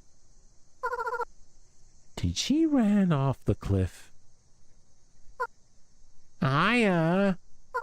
Are you there? Nobody answered my call. Just another rustling sound among the trees. I put on my helmet and turned on the headlamp. Even with the light on, I couldn't see anything behind the trees and bushes. It's probably a squirrel. Yeah, it's just a squirrel. Shit! Those horror films should have been a lesson. I climbed over the fence, took out the magic wand with a trembling hand, and started my slow descent down the slope. Come on out, little squirrel. I won't hurt you. And then I heard beeps coming from the battery on my back. 3 short signals that meant that I was outside of the Hachu tower range. From this point, the magic wand in my hands was nothing more than a regular piece of rebar. Cold sweat trickled down my back, and I froze on the inside. My boldness was completely replaced with suffocating fear. Kill that squirrel as soon as I see it. It was too late to stop.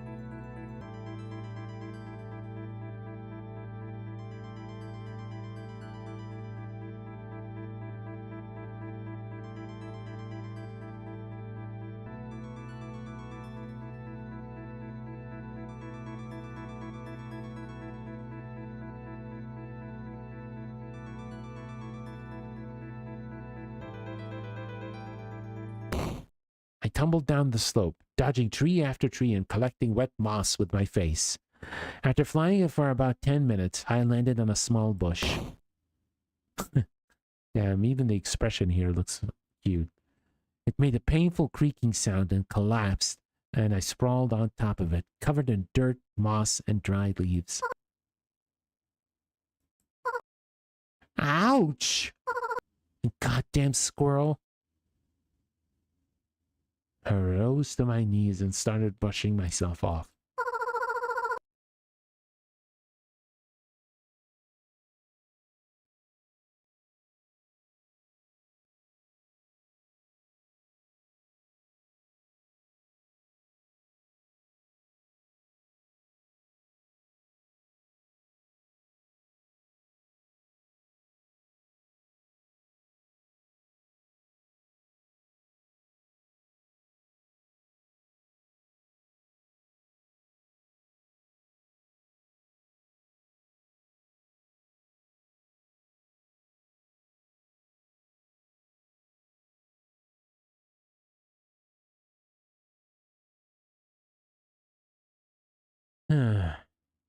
I'll spend the next 200 years trying to wash this off.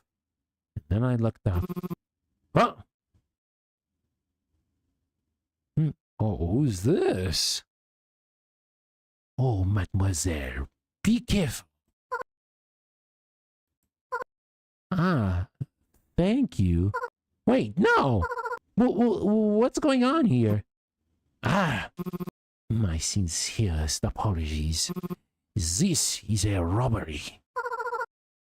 What is sincere in a robbery? I'm afraid to say that I have taken your friend hostage. I can see that. She is amazing. She resisted so bravely. Had to expend quite a bit of energy to subdue her. Why is he complimenting her? My hand reached out for the magic wand, but the sound of a silenced shot made my entire body freeze. I let out a tiny squeal. Ah, my sincerest apologies. Could I please ask you to not resist? Or I might hurt your friend purely by accident. Let's not make things more difficult, shall we? You're a maniac. Oh, once again, my sincere apologies for not introducing myself. I'm Zack. Mysterious and noble pirate Zack. But you can just call me just Zack. But my friends call me Zack Maniac. Oh, but I don't like when people call me Zack Maniac. So I kindly ask you to call me Mysterious Zack. Or just Zack. Also, we barely know each other, so being on a first name basis is kind of weird. Then again, if I reveal my true last name to you, that would be an immense blunder on my part. So how about you call me Pink Baron instead? Does he ever shut up? Now, can I please have your name, mademoiselle? Luna. And what about your friend?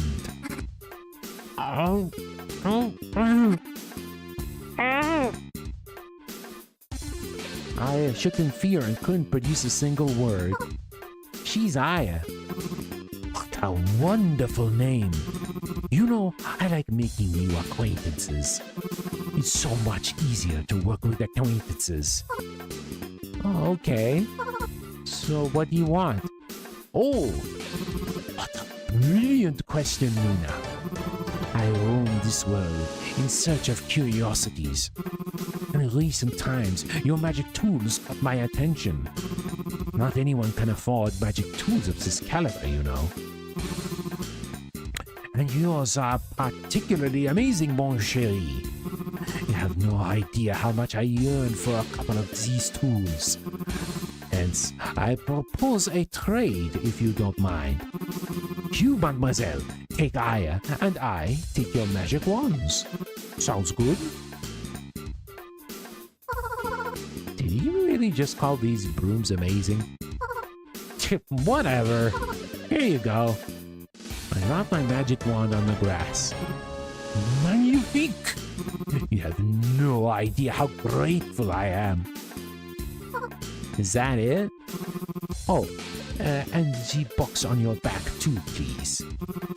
I'm afraid these wands won't work without it.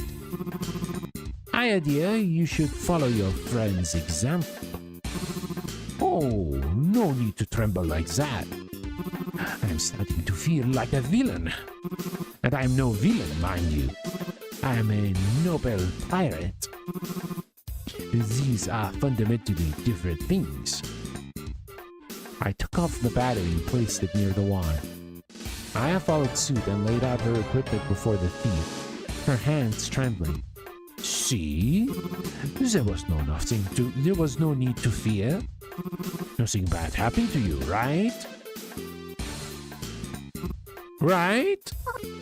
Yes. Ah, magnifique! It's been a pleasure doing business with you. Zack put our magic wands and batteries on his back and waved us goodbye.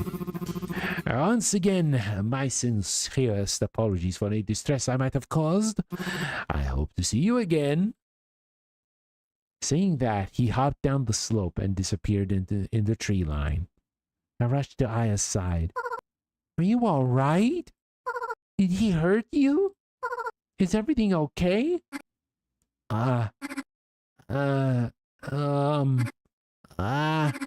Yes. I think so. Thank God. Let's get out of here.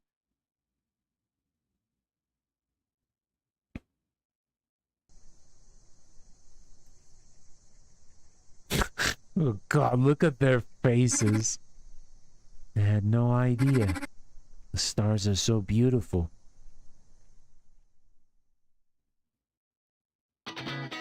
But another transition.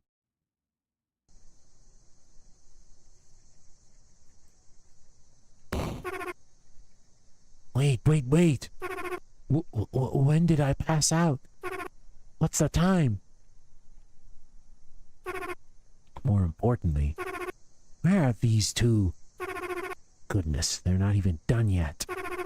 They just abandoned their work halfway. They're not getting any bonuses. I was so scared. Me too. I've never been this close to death. That's so rough. I was also scared to death. But you looked so fearless, I couldn't have done that.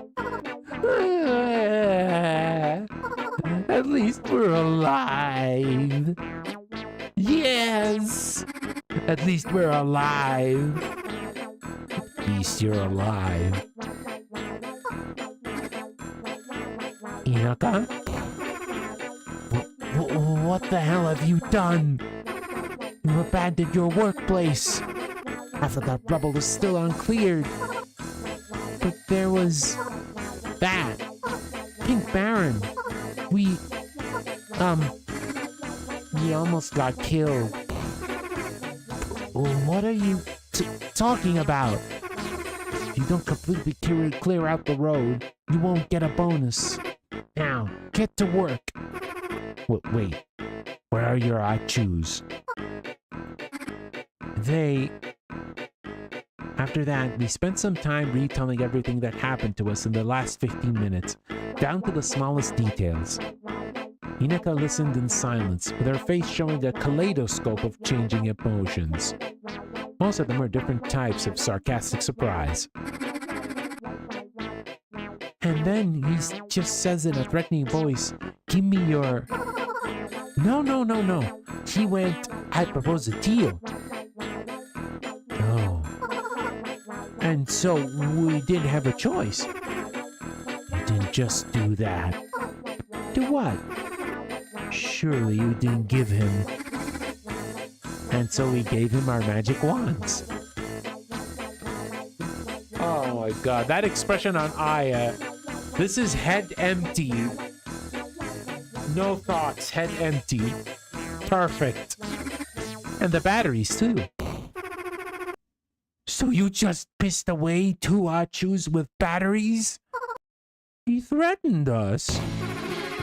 You just pissed away 2 Achus with batteries!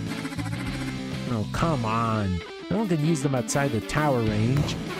I don't give a shit who and where is going to use them. You just pissed away 2 Achus with batteries. They cost a fortune. We won't make this much in our entire lives. Oh my god.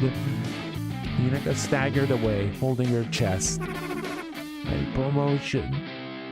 What about my promotion?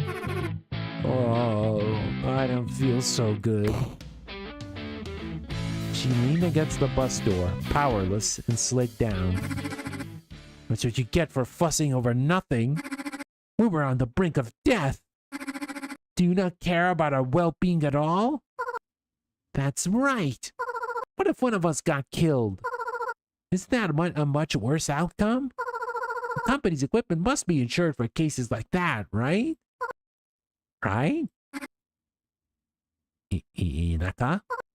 Inaka? Inaka? Are you okay? What's happening to her? Inaka, can you hear us? Inaka, what's wrong? I think she passed out. Shit! Does this happen often? Nope. Never seen this from her. What do we do now? I don't know.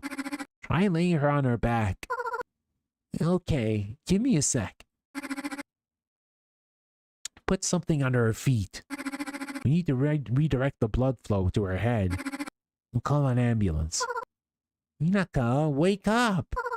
Don't follow the light, Inaka.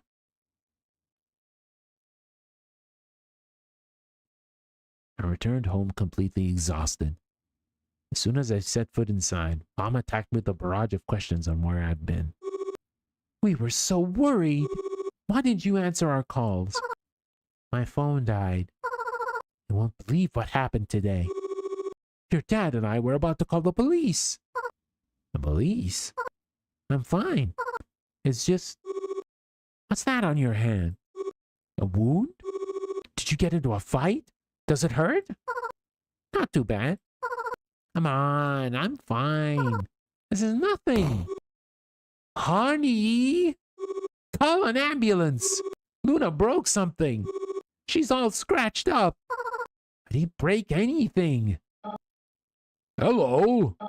Hello? Ambulance? Come quickly. We have a person dying. No, no need for a helicopter. But keep it ready just in case. Honey, this isn't a joke. It's not a joking matter. Come on, what could have happened to her? So what if she fell from somewhere? A couple of scratches like that would heal in 10 minutes. Where's our first aid kit? Can't find anything after you clean the house. All right. Time to talk. What happened?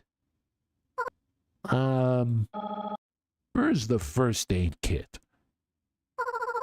I was helping a cat to get down from the tree. Thank goodness. See? I told you. So where's the first aid kit? You should have called the fire rescue instead of going yourself. Well, things just happened. Whatever. Take your clothes off and let's treat your wounds. We don't have a first aid kit. I'm calling an ambulance. Don't!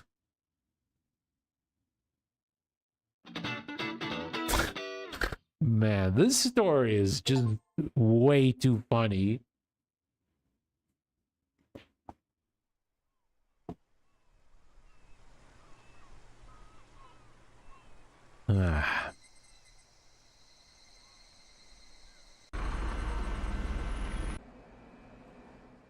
This time, I used an alarm to wake myself up. I rose slowly, like a corpse from a coffin, and rubbed my sleepy eyes. She better not be not living in the U.S., because that ambulance is going to be expensive. No, this is set in Japan. She's fine. Luna's fine. She's in Japan. Don't worry about it. Thankfully, the rest of the world does not follow that kind of bizarre health care that you folks in the U.S. have. Paying a fortune in order to call an ambulance. Yeah. You may as well, like, you know, drive by your own car or have, like, the patient drive on a bike to go to the hospital. Embarrassing.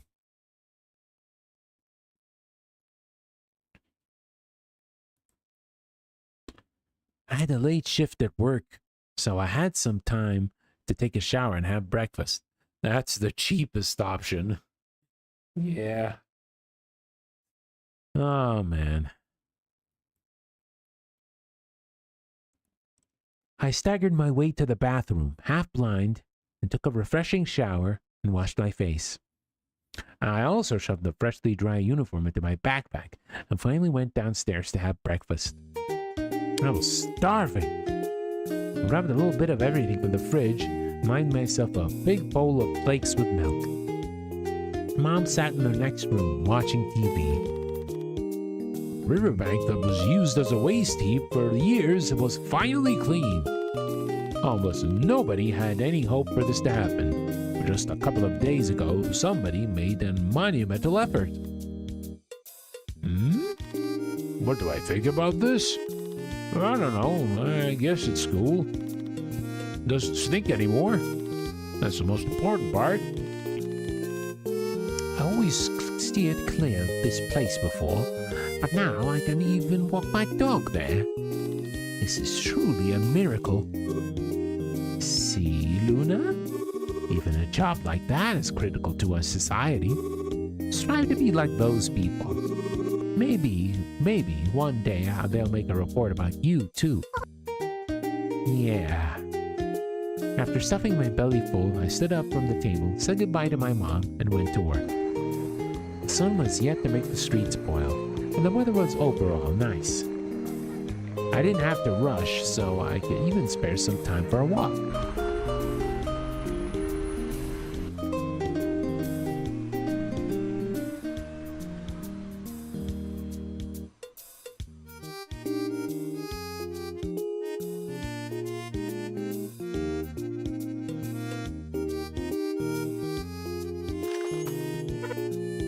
Welcome.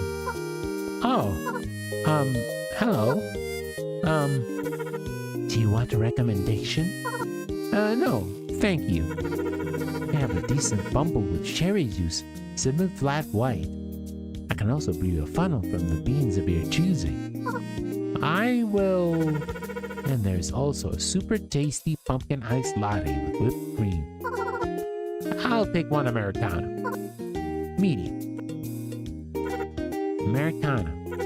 Are you sure? Yes. Why shouldn't I be? The expression change is so good. I sat at the only free table to wait for my order. 2 girls were chatting away next to me. That's what I'm telling you. She's probably still asleep. And she promised to go to the karaoke with us today. Did she say the road is blocked? Yep. Said she'd be late because there's no direct road.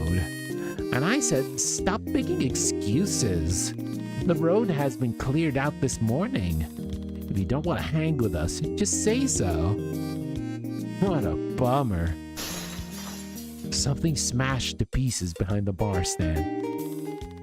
You know, it's actually amazing how they managed to clear such a blockage so fast.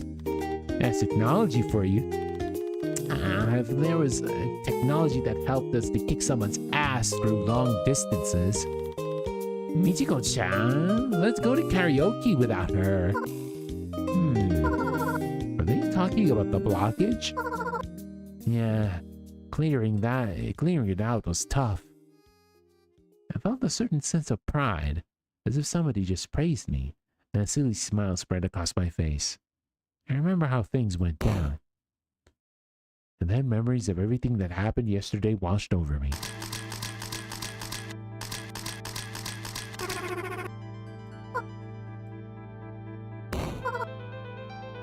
I forgot! I totally forgot! I didn't even manage to forget. No. That means I'm in big trouble.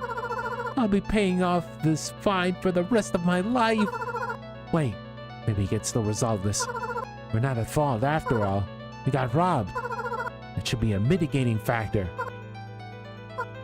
But there's no proof of that. At all. What do I do? Gulped out my coffee and scalding my tongue in the process and rushed to the office.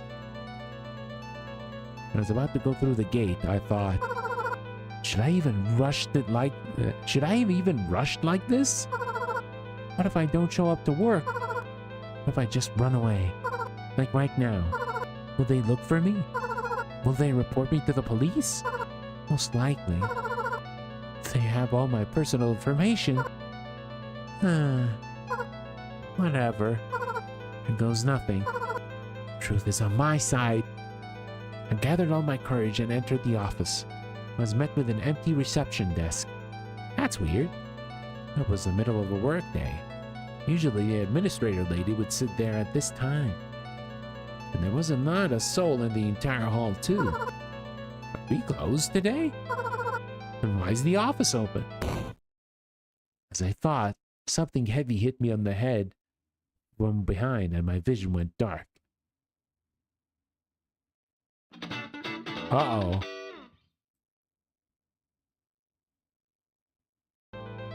I came to with my arms, legs, and tied.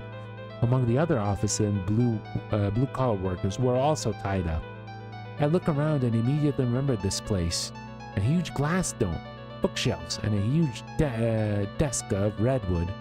We were in the CEO's office. The CEO himself was tied to his chair. The administrator lady sat next to me, mumbling angrily through a piece of tape stuck to her mouth. On the other side, I noticed the people from my squad.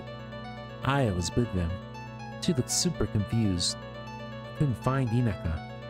Apparently she didn't get discharged from the hospital. Then I've heard a familiar, sickly sweet voice coming from the center of the room.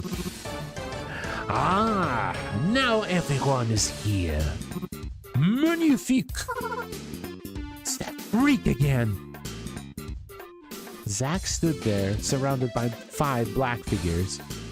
4 tall thugs and 1 smaller one, a thuggy. Zack looked around at everyone present and stopped his gaze on me. Greetings, Luna. Long time no see. You look angry. That's because I am. Now, let's calm down. Being sad doesn't suit you. So where was I?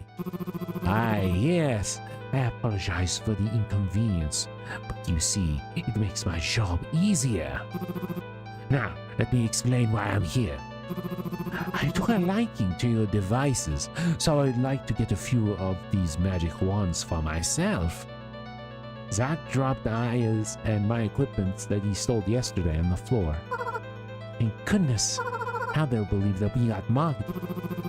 I borrowed a couple of them from you, but to my immense regret, they are not working. I was extremely upset and spent the night crying my eyes into my pillow. Can you imagine? I haven't been this upset since middle school. When my father didn't come to my birthday party because he did. Don't you touch that cat! Okay, where was I? I came here to get the necessary keys for the wands. Well, so they were. Get it? You get it. You get it, right, Monsieur CEO? Leave the cat alone, goddammit! Keep yourself in check. That's it. I'm done with you. Get out. Go guard the door.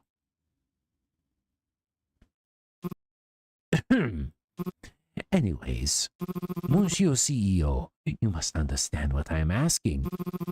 I'd like to get it as soon as possible because I'm a bit short on time. Tick-tock. The police are probably waiting for us down there with open arms. The CEO just sat there in silence. Otherwise, I will be forced to kill the hostages one by one. After saying that in a calm voice, Zack immediately shot at the administrator lady. Thankfully, the bullet just went above her head, but she still collapsed with fear. I missed. What a shame. But I think you get the gist now. Come on, Monsieur CEO. I'm not going to wait for long. What? Hey! No funny business, please. Which one of you idiots couldn't tie up a cat?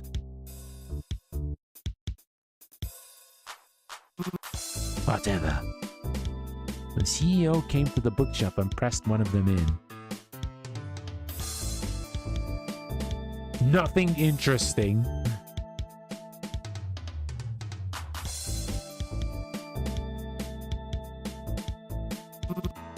Now we're talking. So, what do I do with it?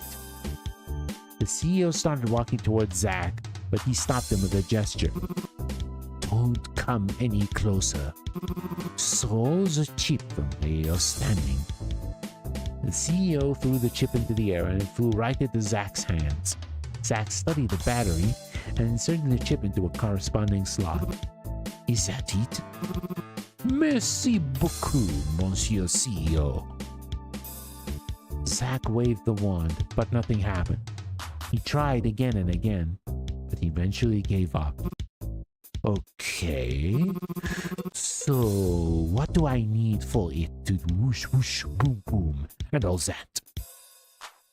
The CEO made gestures with his paws, doing his best to explain, but Zack couldn't understand anything. Can I have someone more communicative? I can't understand this. Why is your CEO a cat anyway? Is the company doing okay? All right, Luna! Mademoiselle, if you please, show me how to use this. Hey, you! Untie her! The small thug ran up to me and undid the ropes. Why me? We are already acquainted, so I trust and hope for your cooperation. You You still remember our deal, right? One wrong move and I do. Hope I'll get compensated for this. Oh, I'm afraid to disappoint you, mademoiselle, but we've already cleared out your vault. It is such a blessing that your CEO stowed your entire budget in cash under his little box. Why don't you keep your money in a bank, boss? The CEO heaved a sad sigh. Why am I even asking him? He's a cat! Also, how big must that damn litter box be? Wait a minute. So I've worked all this time for nothing? My sincerest apologies. He just really needs the money.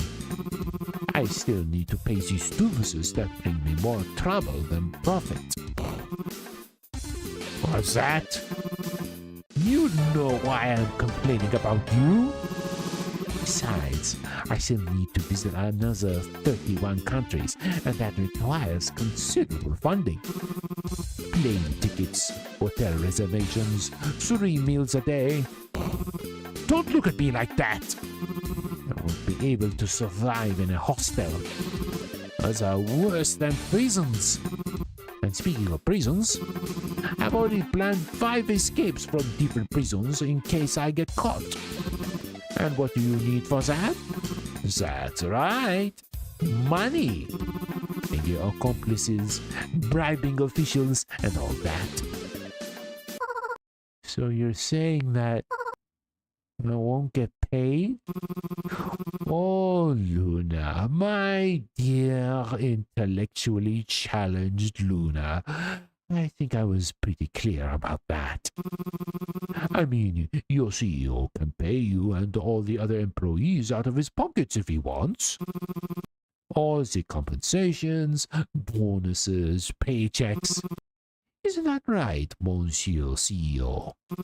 You've got enough money for that, I'm sure. So you're saying that I won't be able to buy the limited edition Papi Po-chan figurine? Ah, so it was all because of a figurine? That's right. That's the only reason why I'm slaving away here. What an unexpected plot twist. You and I, we are so alike.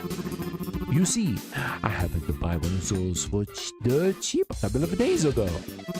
You see, I am a big fan of maids. That proper uniform, the bonnet, the frills. Ah!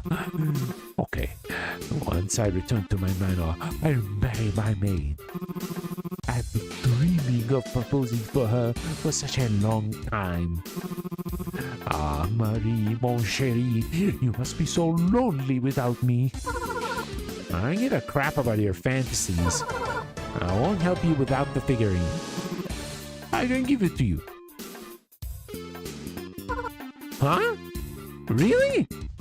Of course! I initially bought it for Marie as a gift, but then I found something better. With a wand like this, she will be much more comfortable moving furniture when cleaning, getting things to higher shelves, and much, much more. I wanted to resell the figurine anyway. Marie must have 100 of them already. Let me tell you, she is a huge fan. And besides, I am a noble pirate. So, do we have a deal? Yes! Okay, so first you disengage the red safety lock. And then you grab the ring on the battery and pull it. Then you press on the button on the handle and... No, wait, before that...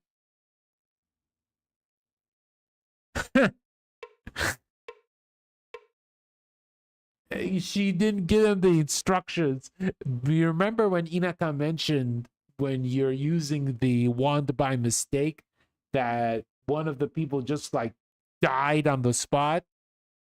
Well, sorry, Red Baron. Your days are already over. Huh? Brother!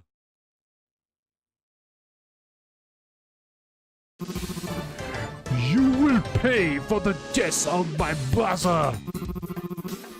I, the Magenta Baron, will never forgive you for your evil deeds!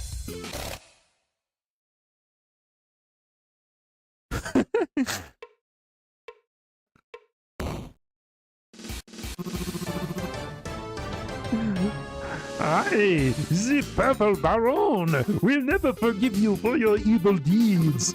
You vile murderer, you will pay for the death of my brother, and my brother's brother. Unlike the others, I can read manuals, so your dirty tricks won't work on me. But I didn't.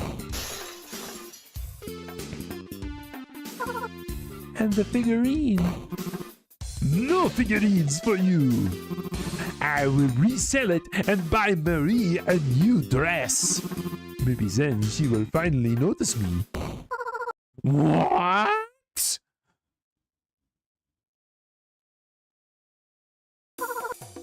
Who are you anyway? I've worked so hard for this figurine. I've worked so hard. And you... I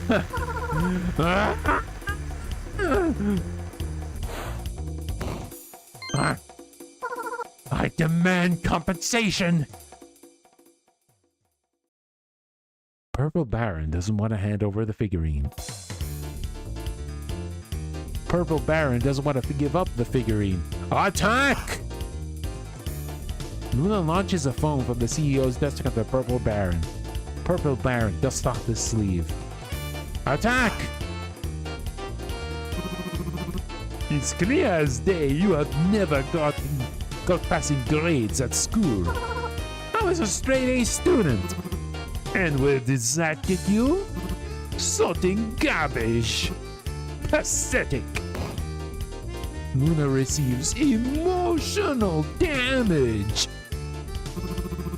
My cousin was also a straight A student, and now she works as a cashier. Then where's the logic? You'll get it when you grow up. Purple Baron dusts off his sleeve. Attack again! Attack! Luna knocks down Baron. Looks like Purple Baron is not too happy with that turn of events. Where does all this aggression even come from? Are all young people so aggressive nowadays? I'm the aggressive one. You killed my brother literally a minute ago. It was his own fault. I just made a small workplace safety mistake. Besides, you were the ones who tried to rob us. A small workplace safety mistake? Why are you even still employed?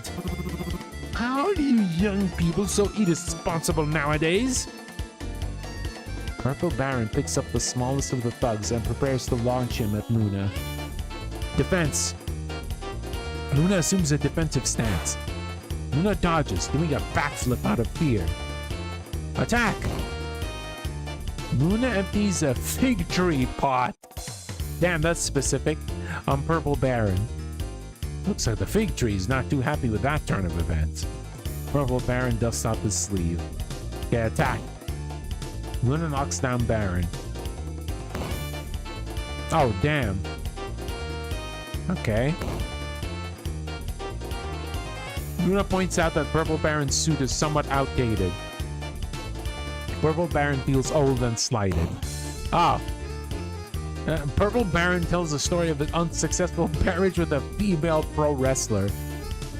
Luna is so engrossed in the story that she accidentally bites her tongue at the most dramatic moment. Limited edition Poppy Pochan figurine stays in Purple Baron's possession and ties of grief. Oh my god. Alright. Let's beat him up. Purple Baron throws Luna into a crowd of thugs. Immediately throw her back so they don't know what to do with her. Luna throws a stapler at Purple Baron. Ah, okay. That's a bit different.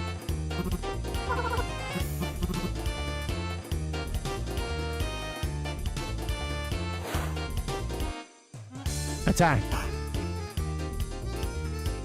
Hamster is confused. Purple Baron put the hamster into the hat. Okay. Luna drops a bookshelf on him. Baron rubs his wounded head, but jumps more book into his suit with his free hand. Looks like he still plans to get out of here alive. Okay, we already read this.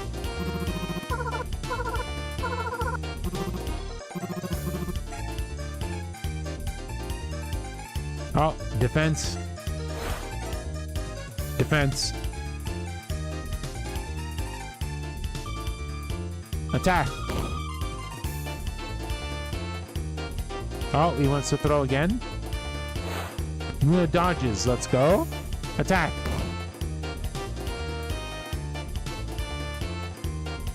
Defense. Defense. Luna studies Purple Baron. Looks like he still doesn't want to give her the figurine. Oh, he's preparing something? Defense. Attack. The chair cracks and the CEO becomes teary-eyed. Defense. Defense again.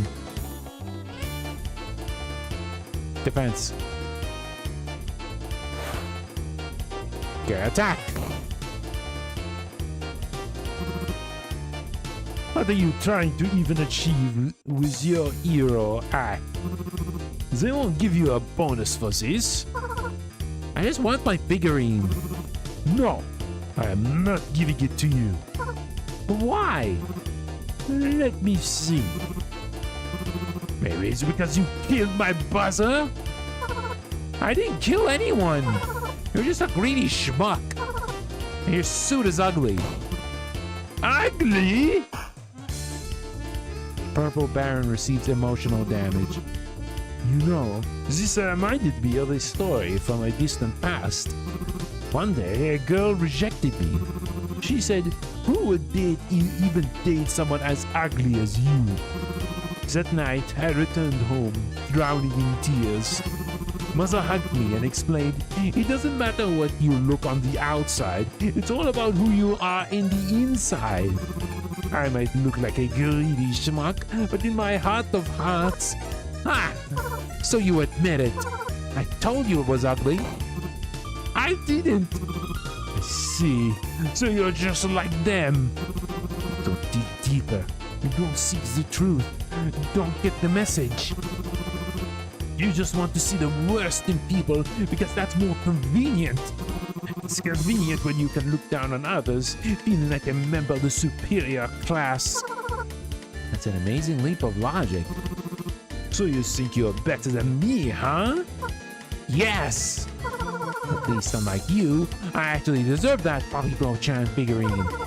People like you who buy all the limited edition stuff to resell it later with zero respect for the franchise, the characters, and their creators only deserve contempt. You're underestimating me. I watched 2 whole seasons. Then what's Poppy Chan's trademark greeting? Do you want me to answer right now? Do it! Be something. This is too embarrassing. Too embarrassing? He's too embarrassed. Look at him. Maybe you want to cry now? And you dare claim you're worthy? Come on, let's be honest. The greeting is kind of embarrassing. People pie. Hello, my cutie peas. Cutie pies, I'm Poppy Bofutami, a modest protector of your town. What a pathetic poser. You have absolutely no right to call yourself worthy of Poppy Chan's limited edition figurine. Purple Baron receives emotional damage. Madame, you are scaring me. Luna feels a surge of energy and pride. Oh, it's Hamster again. Defense. Oh, defense again. Defense again. Attack! Alright, playtime's over. Hey! Using a pistol is against the rules. What rules, mademoiselle? This is a battle to the death. Are you ready to die for a figurine? For some stupid piece of play? Shoot! Pardon-moi? Shoot! I will actually shoot. Shoot! You can die here. Does that bother you? Shoot! Wait, do you want to die? You should go see a specialist. Fortunately, I have a psychology degree. Please, sit down and tell me about your worries. Some stupid poser in an ugly suit won't give me my hard-earned figurine. It's not ugly. Now you've asked for it, pipsqueak. Purple Baron aims at Luna. Defense.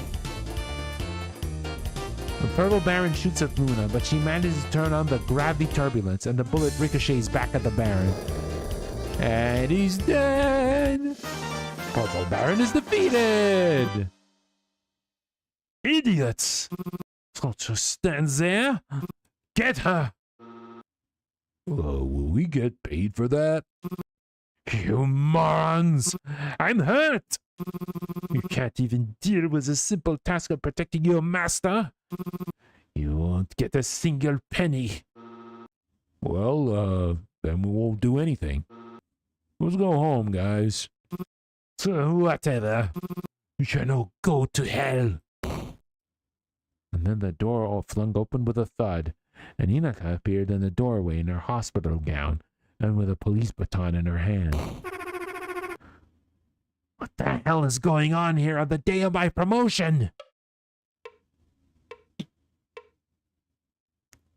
Inaka glanced over everyone present, and her gaze stopped on the thugs in black, huddled near a wall. Oh, no. Please tell me you just happen to look like my 5 good-for-nothing brothers. I was wondering where they've been all this time. Did they find a job? Did they finally become respectable members of society? What are you talking about, ma'am? In all of my 21 years, only one person ever called me ma'am. I'll ask again. The thugs started to slowly back away. What the hell is going on here on the day of my promotion? After that, Inaka lunged at the thugs and started beating them. Everybody down! Hands behind your head! It's a robbery! Shucks. Still not used to this. This is the police! Just in time, as always. The police took away the Purple Baron and the thugs. Well, at least it's all over. Inaka and the CEO untied the rest of the hostages. Some cried, some sighed in relief, some laughed nervously. The administrator lady finally regained consciousness and looked around in a daze, unsure of what she missed. Aya walked up to him. That was so cool! You simply destroyed him!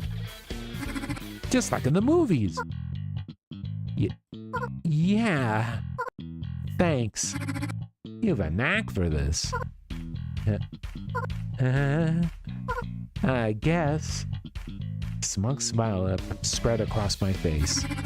I mean, you're no fencing master for now. Your movements are stiff. Your posture's crooked.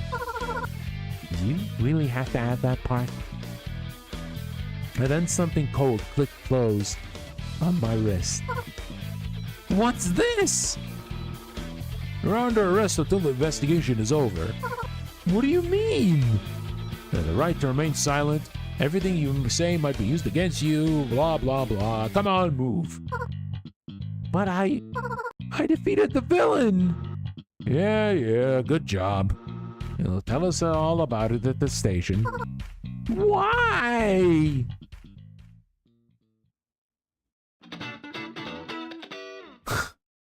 Oh, poor Luna. 2 weeks later. It feels so great to have 2 days off a week. Too bad Inaka was only released now.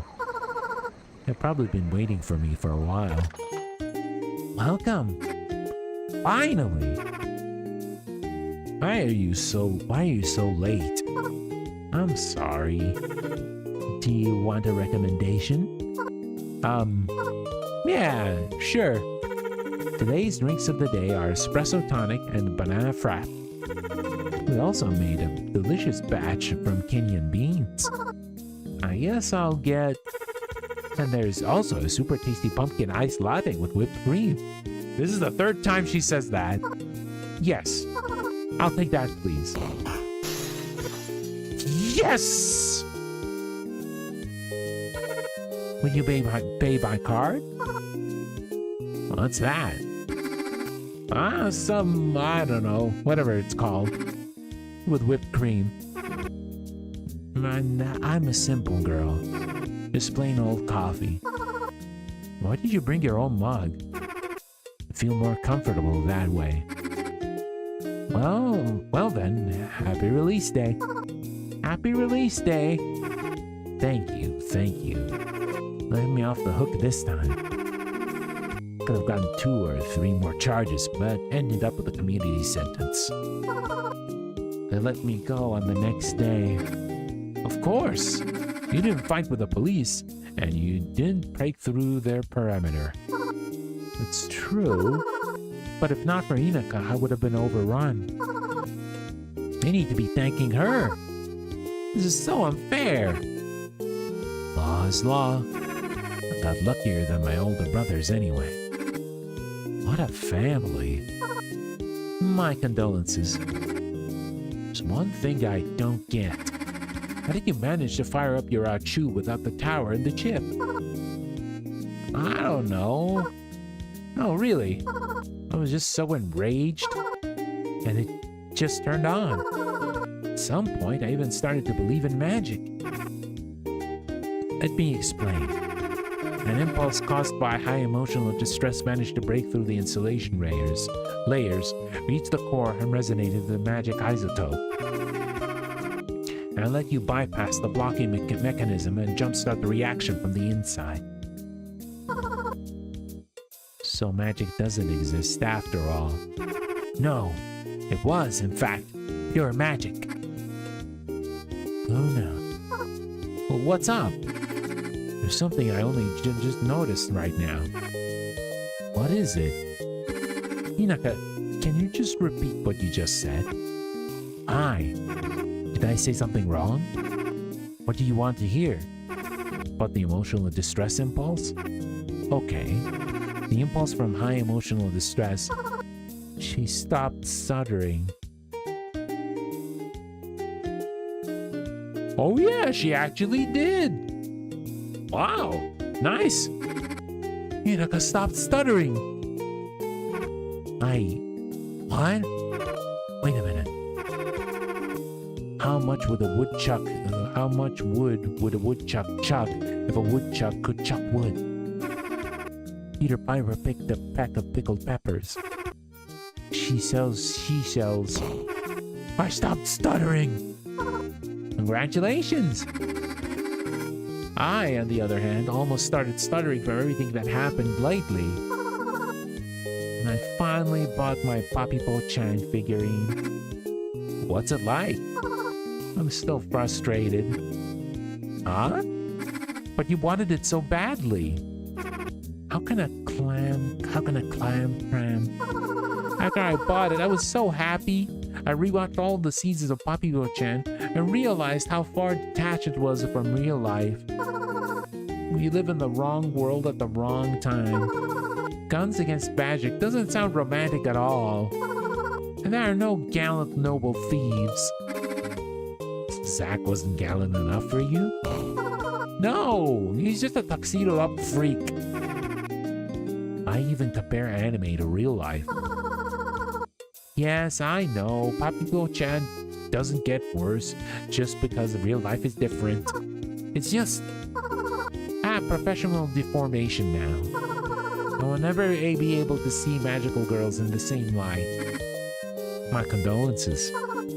What about you? Have you saved enough for a guitar? Nah, I still have a way to go. How much does it even cost? 3 mil. 3 mil? How much? Can you even play guitar? Nope.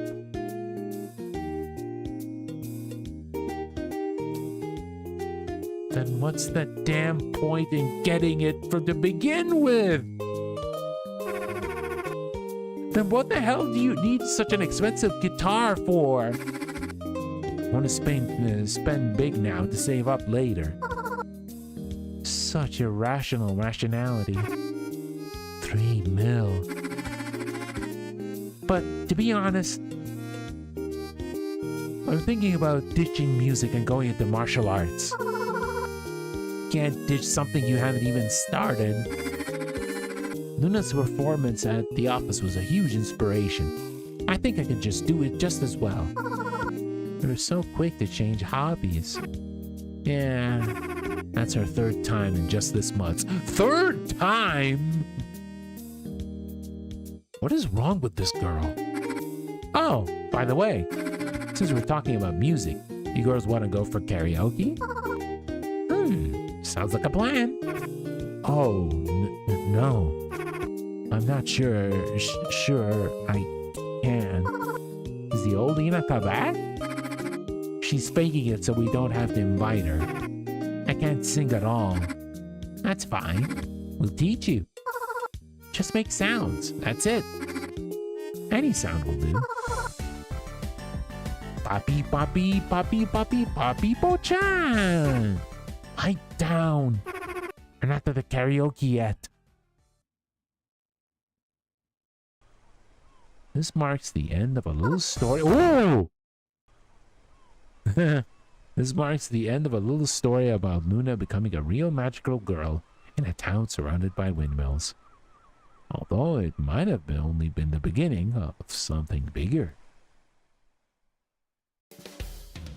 Ah, man. This could totally be like a game with like 5 episodes.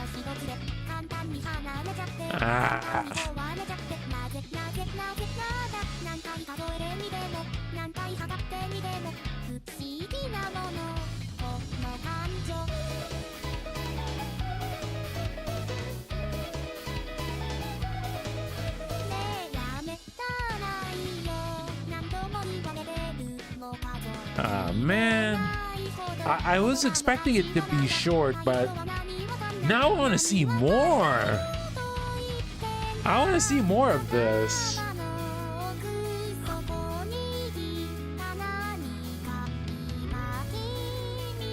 Like, this had like pretty funny art, and like the situations were actually pretty funny as well.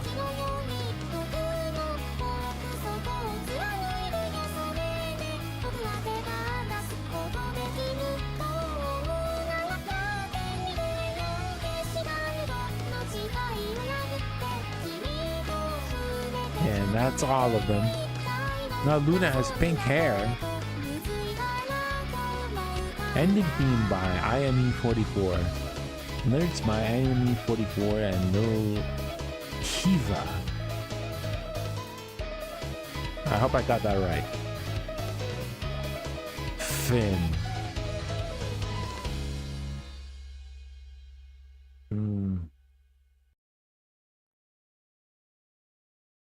Finn. Complete the game. Yep, I guess that's it. Ah, man.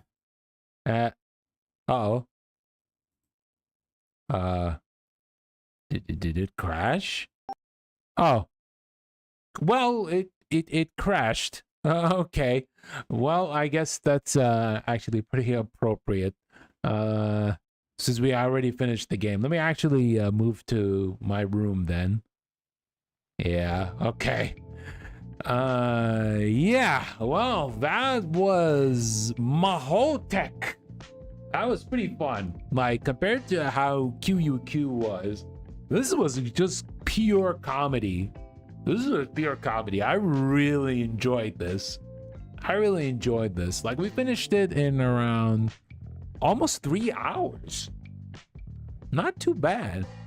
I don't know if Moti-chan is going to make like more episodes or something, but maybe they might be moving it to a different project. But I quite enjoyed this. I want to see the shenanigans of Luna and company in the future, like seeing how much magical girls, quote unquote magical girls, they are.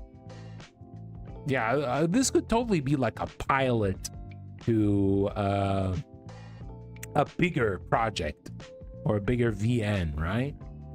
It was pretty fun. But yeah, that is all for tonight's stream, everybody. Thank you all for watching, either live or via the archives. Tomorrow, I'm gonna be back to play some Grand Blue Fantasy versus Rising. I'm gonna try some more Meg. That's right. I'm gonna be using some more of that shark foo and see how far we can go, potentially in ranked. Maybe I want to actually play more casual matches, potentially, so I can understand her a little bit more. I think I figured out the more damaging routes that she has, but we shall see. But before I go, let me see if I can send you guys over on the Twitch side of things. So if you want to wait, I would appreciate it. But if not, then that's also fine. Let's see. Let's look for someone playing a visual novel.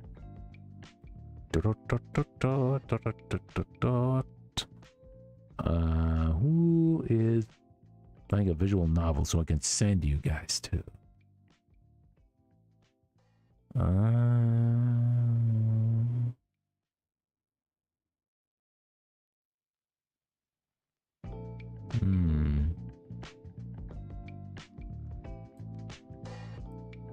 Let's see. There are potential people I can send you guys to.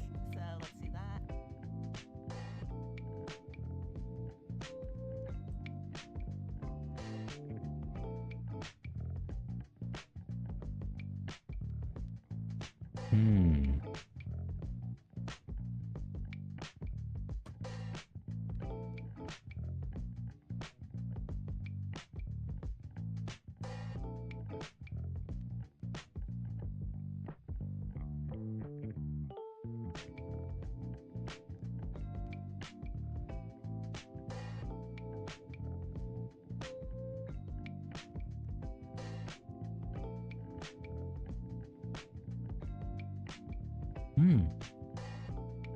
Okay, we can try to send you to this person, right? They are playing Our Life, Beginning and Always. That is apparently an Otome VN? Question mark? I think so. But it does look kind of interesting. The art style does look kind of cool. Let me see if we can do this.